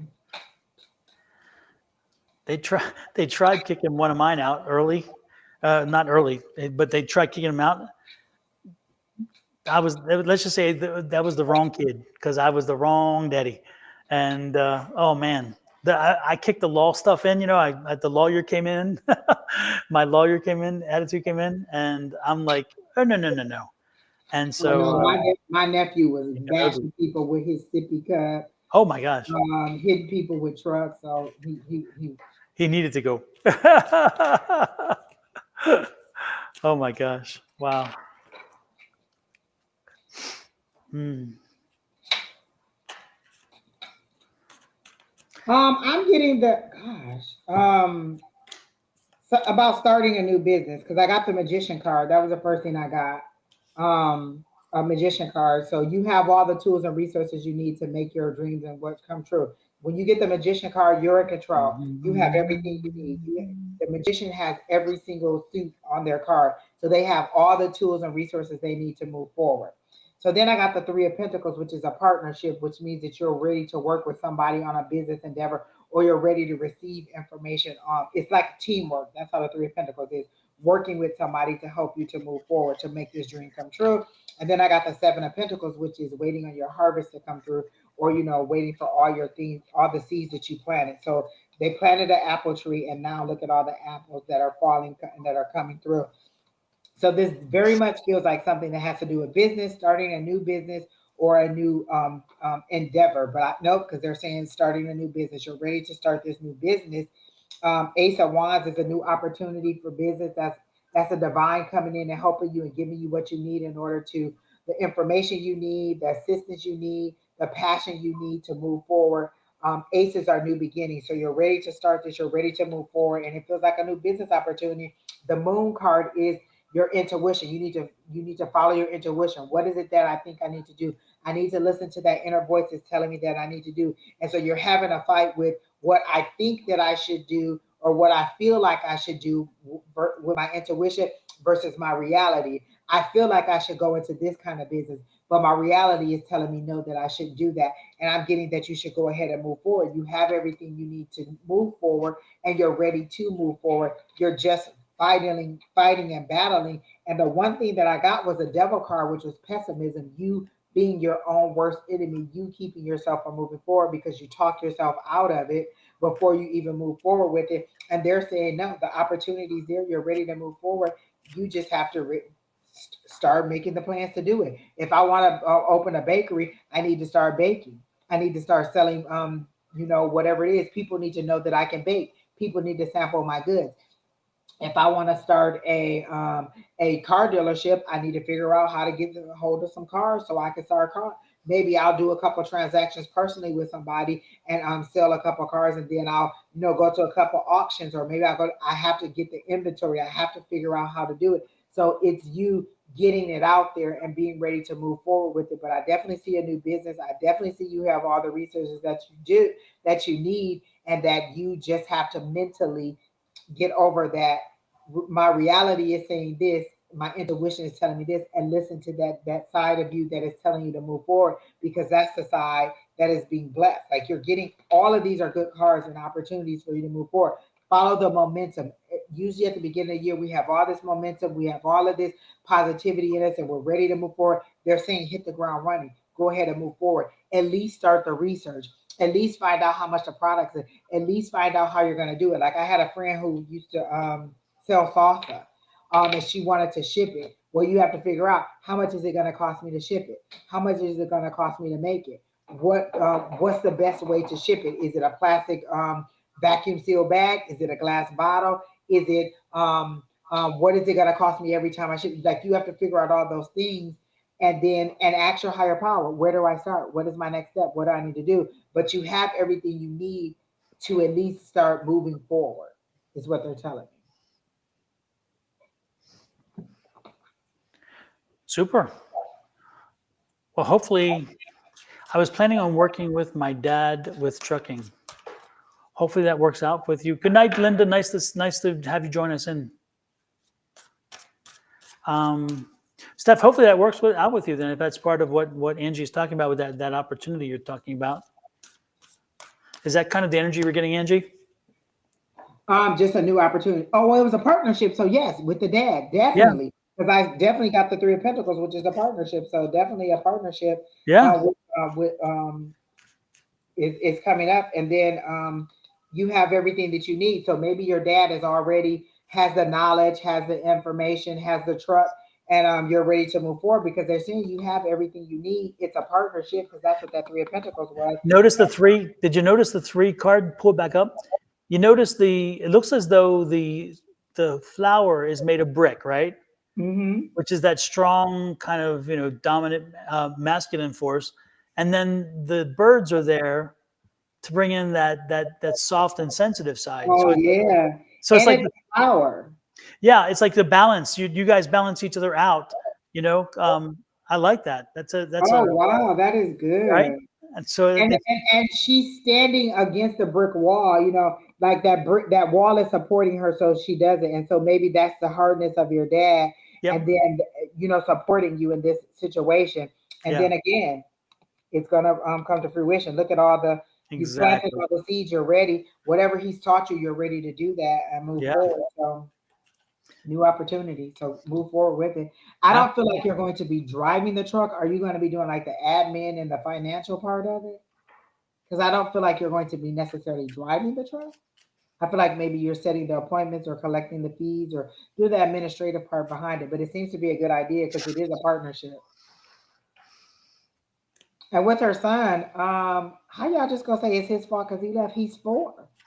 Exactly. That's what I said. It's like, the school's embarrassed. They exposed themselves to legal action because they should have kept him from getting out. How can they even let that be a possibility? So I was like, that's why they want him gone, because they're like, let's get rid of the problem before she sues us or something. And I would be saying, you know what? You don't want your ass sued. You're going to keep my son in school and you're going to keep him safe because that was your obligation. My son's only 4. His decisions on you. I mean, I really would. I would be Like, all over when that he school. got up and walked toward the door, you didn't think like, oh, where is he going? What is he doing? It seems like he wasn't being monitored very well. I was going to say that's the argument right there. He was being left to his own devices. If I'm a teacher and I see a kid walk, where are you going? What are you doing? No, you can't leave. What you know what I'm saying? I'm paying attention to you and I know that you're not supposed to do that. So if you allowed him enough time to be unmonitored to walk out of the building, that's on you. That's not on him. Exactly. Walking out, he's 4. Exactly. Yep. He was not being that Montessori school. Again, they are worried. And I would use that to my advantage. I'm like, you should be worried. You're going to put him back in school and you're going to watch him properly. Otherwise, we're going to have a conversation with an attorney, because this is that really does. That's like that. That's he was not being watched. He was not being watched. It was very clear. So, yeah, Steph, we wish you good luck on that one. Thank you for coming in, and thank you for sharing that energy. And good luck with your job with your dad. Thank all of you contributors in the chat. We love it when you're in there. We love when you share the positivity. We love when you're patient and you allow us to, connect with you when it's time. I always tell people the Absolutely. reading comes when it's supposed to. Absolutely. And with that said, we are about done. Any wonderful plans this week, Angie? Are you in town this week, or are you going back out of town? Let me think, Don. Let me see. I do feel like I have some plans this weekend. But I don't remember. Oh, I have there's somebody I met online that wants to go, like our first meet and greet. They want to be at a gym because I told them I'm doing a fitness challenge, so we're gonna meet at the gym this weekend. So that's one thing. I have a meet and greet at the gym. And then that's about it. Nothing really serious, just working and relaxing. Don, I don't have anything planned. That's unusual for you because usually Exactly. I am looking for suggestions as to what to do for my birthday. My birthday's the end of February. So I want to kind of go on a short trip. I don't want to go on a long, like very long trip, like a day trip, a weekend trip or something like that. And there's a couple of day trips planned in our group, but I don't want to go to any of the things that they're going. Like there's a Seattle trip planned, but it's going to be rainy and cold and I don't want to do that. But I do want to find something to do. I do plan on going to some of those restaurants that you suggested for my birthday in Scottsdale. So I do plan on doing a couple of those things, but just kind of find it because it's about to, this is the last week of Kinawari. Is that next week? Next week, and then we start into February, which is my time. So I'm trying to figure out what I want to do. Oh, the Detroit Lions game, yes. Oh, Cassandra, I'm so glad you said that. That is what I'll be doing. Pins and needles, watching the Detroit Lions play. To see if they beat San Francisco. Is it San Francisco, Cassandra? Yeah, that's what I'll that's be for the doing. AFC or the NFC. I think it's AFC. Is it AFC? AFC? I think it's AFC. And I may be in a bar somewhere watching it, so I can get I like all that loudness and things like that. So gym, watching the game. Maybe I'll cook something or do something. I don't know. Just maybe I'll try to make those tea cakes this weekend that my grandmama used to make. So. Oh, I saw that recipe. It looks good. My grandma used to make them all the time, and I used to say tea cakes, and people never knew what I was talking about. And when I saw the recipe online, I'm like, oh my gosh, this is real. You never know if your grandmother just knew how to do some stuff, but I love them. They were so good. They had this distinct like vanilla or just it's a very nice taste. Someone said it was a cross. It was Miss Bonnie said it was a cross between like a sugar cookie and something else, and I was shortbread, like, sugar and shortbread. Yeah, sugar. Yep. Yeah, and it's really, really because good. the amount of butter that's in it. Oh my gosh, I may have to just try to figure that out. Yeah. They looked good. That recipe looked really good. You know what I want to make this weekend? The family's leaving. They're all going to Puerto Rico. So I'm going to be flying solo. And what I want to make, I'm going to play around and make a pimento mac and cheese. Oh. I've never made it before. I've never seen that. I know, and I'm gonna make it happen. I tried some pimento cheese loaf or whatever the other day, and it had been so long, and I'm like, it wasn't my favorite when I was younger, but I'm like, okay. I didn't like it either, but as an adult, we like a lot of new stuff. Isn't that strange? And I'm like, this is kind of good, okay. And I'm thinking, wow, I wonder what I could do with this for mac and cheese. And so this weekend, my bechamel sauce and the mac and a little bit of I'm gonna play. Wow. So I'll have to give a full report next week if I do this, how well it tasted or how bad. We want to see what it looks like. Yeah. Oh, somebody said Corinne said top it with panko crumbs. That's a good idea. Yeah. Definitely. Ooh, delicious. Ooh. Yeah, I'm gonna make sure I put a little hot sauce in because I got to do the hot sauce. So got to get some hot sauce in there, which is not usual for mac and cheese. But again, what are you gonna do with the house all to yourself? I'm going to. Well, I got Ghost and Paco to take care of still. Oh, yeah, you do. But I mean, oh my gosh. Yep. So that's my weekend's going to be that plus trying to hopefully finish the book. Oh, that is a lot going on too. Yeah. Yeah, I don't. I got all my tax stuff in order. I've scanned all the documents. Oh, they yeah. did 2021, so we're working on 2022, and then working on. Listen, if you guys haven't got, and I don't know if you put it up, if you guys haven't gotten Miss Shauna's Astro Planner, that is the best thing ever. My niece, like I said, bought me one, the Law of Attraction Planner, and it is organizing me so well. Like sometimes we think that we're organized, but they give you prompts in there. She tells you the new moons, the full moons, the crystals, everything that you're supposed to do. Please get this planner and organize your life. You will not be disappointed at how much it helps you to pull ideas out and to think about stuff. And it's about to be the full moon tomorrow. So do your full moon rituals, release all that no longer serves you. Put your cards out, put your crystals out, and let them be charged and cleansed in the moonlight, and things like that. But again, get this planner that Miss Shauna has, because I'm telling you, it is a great organizational tool just to get you mentally to thinking about, well, you know what? Like I literally am going in there and I love just being like, okay. And it's simple things that I'm putting in there that I know that I can accomplish. Scan the documents into a file. Set the appointment for my tax thing. Send the documents over. Help Brandon with his FAFSA, help Brandon with his scholarships, and I'm just checking them off. And every time I do, I'm just so proud of myself. Like, look at me doing all my goals and things like that.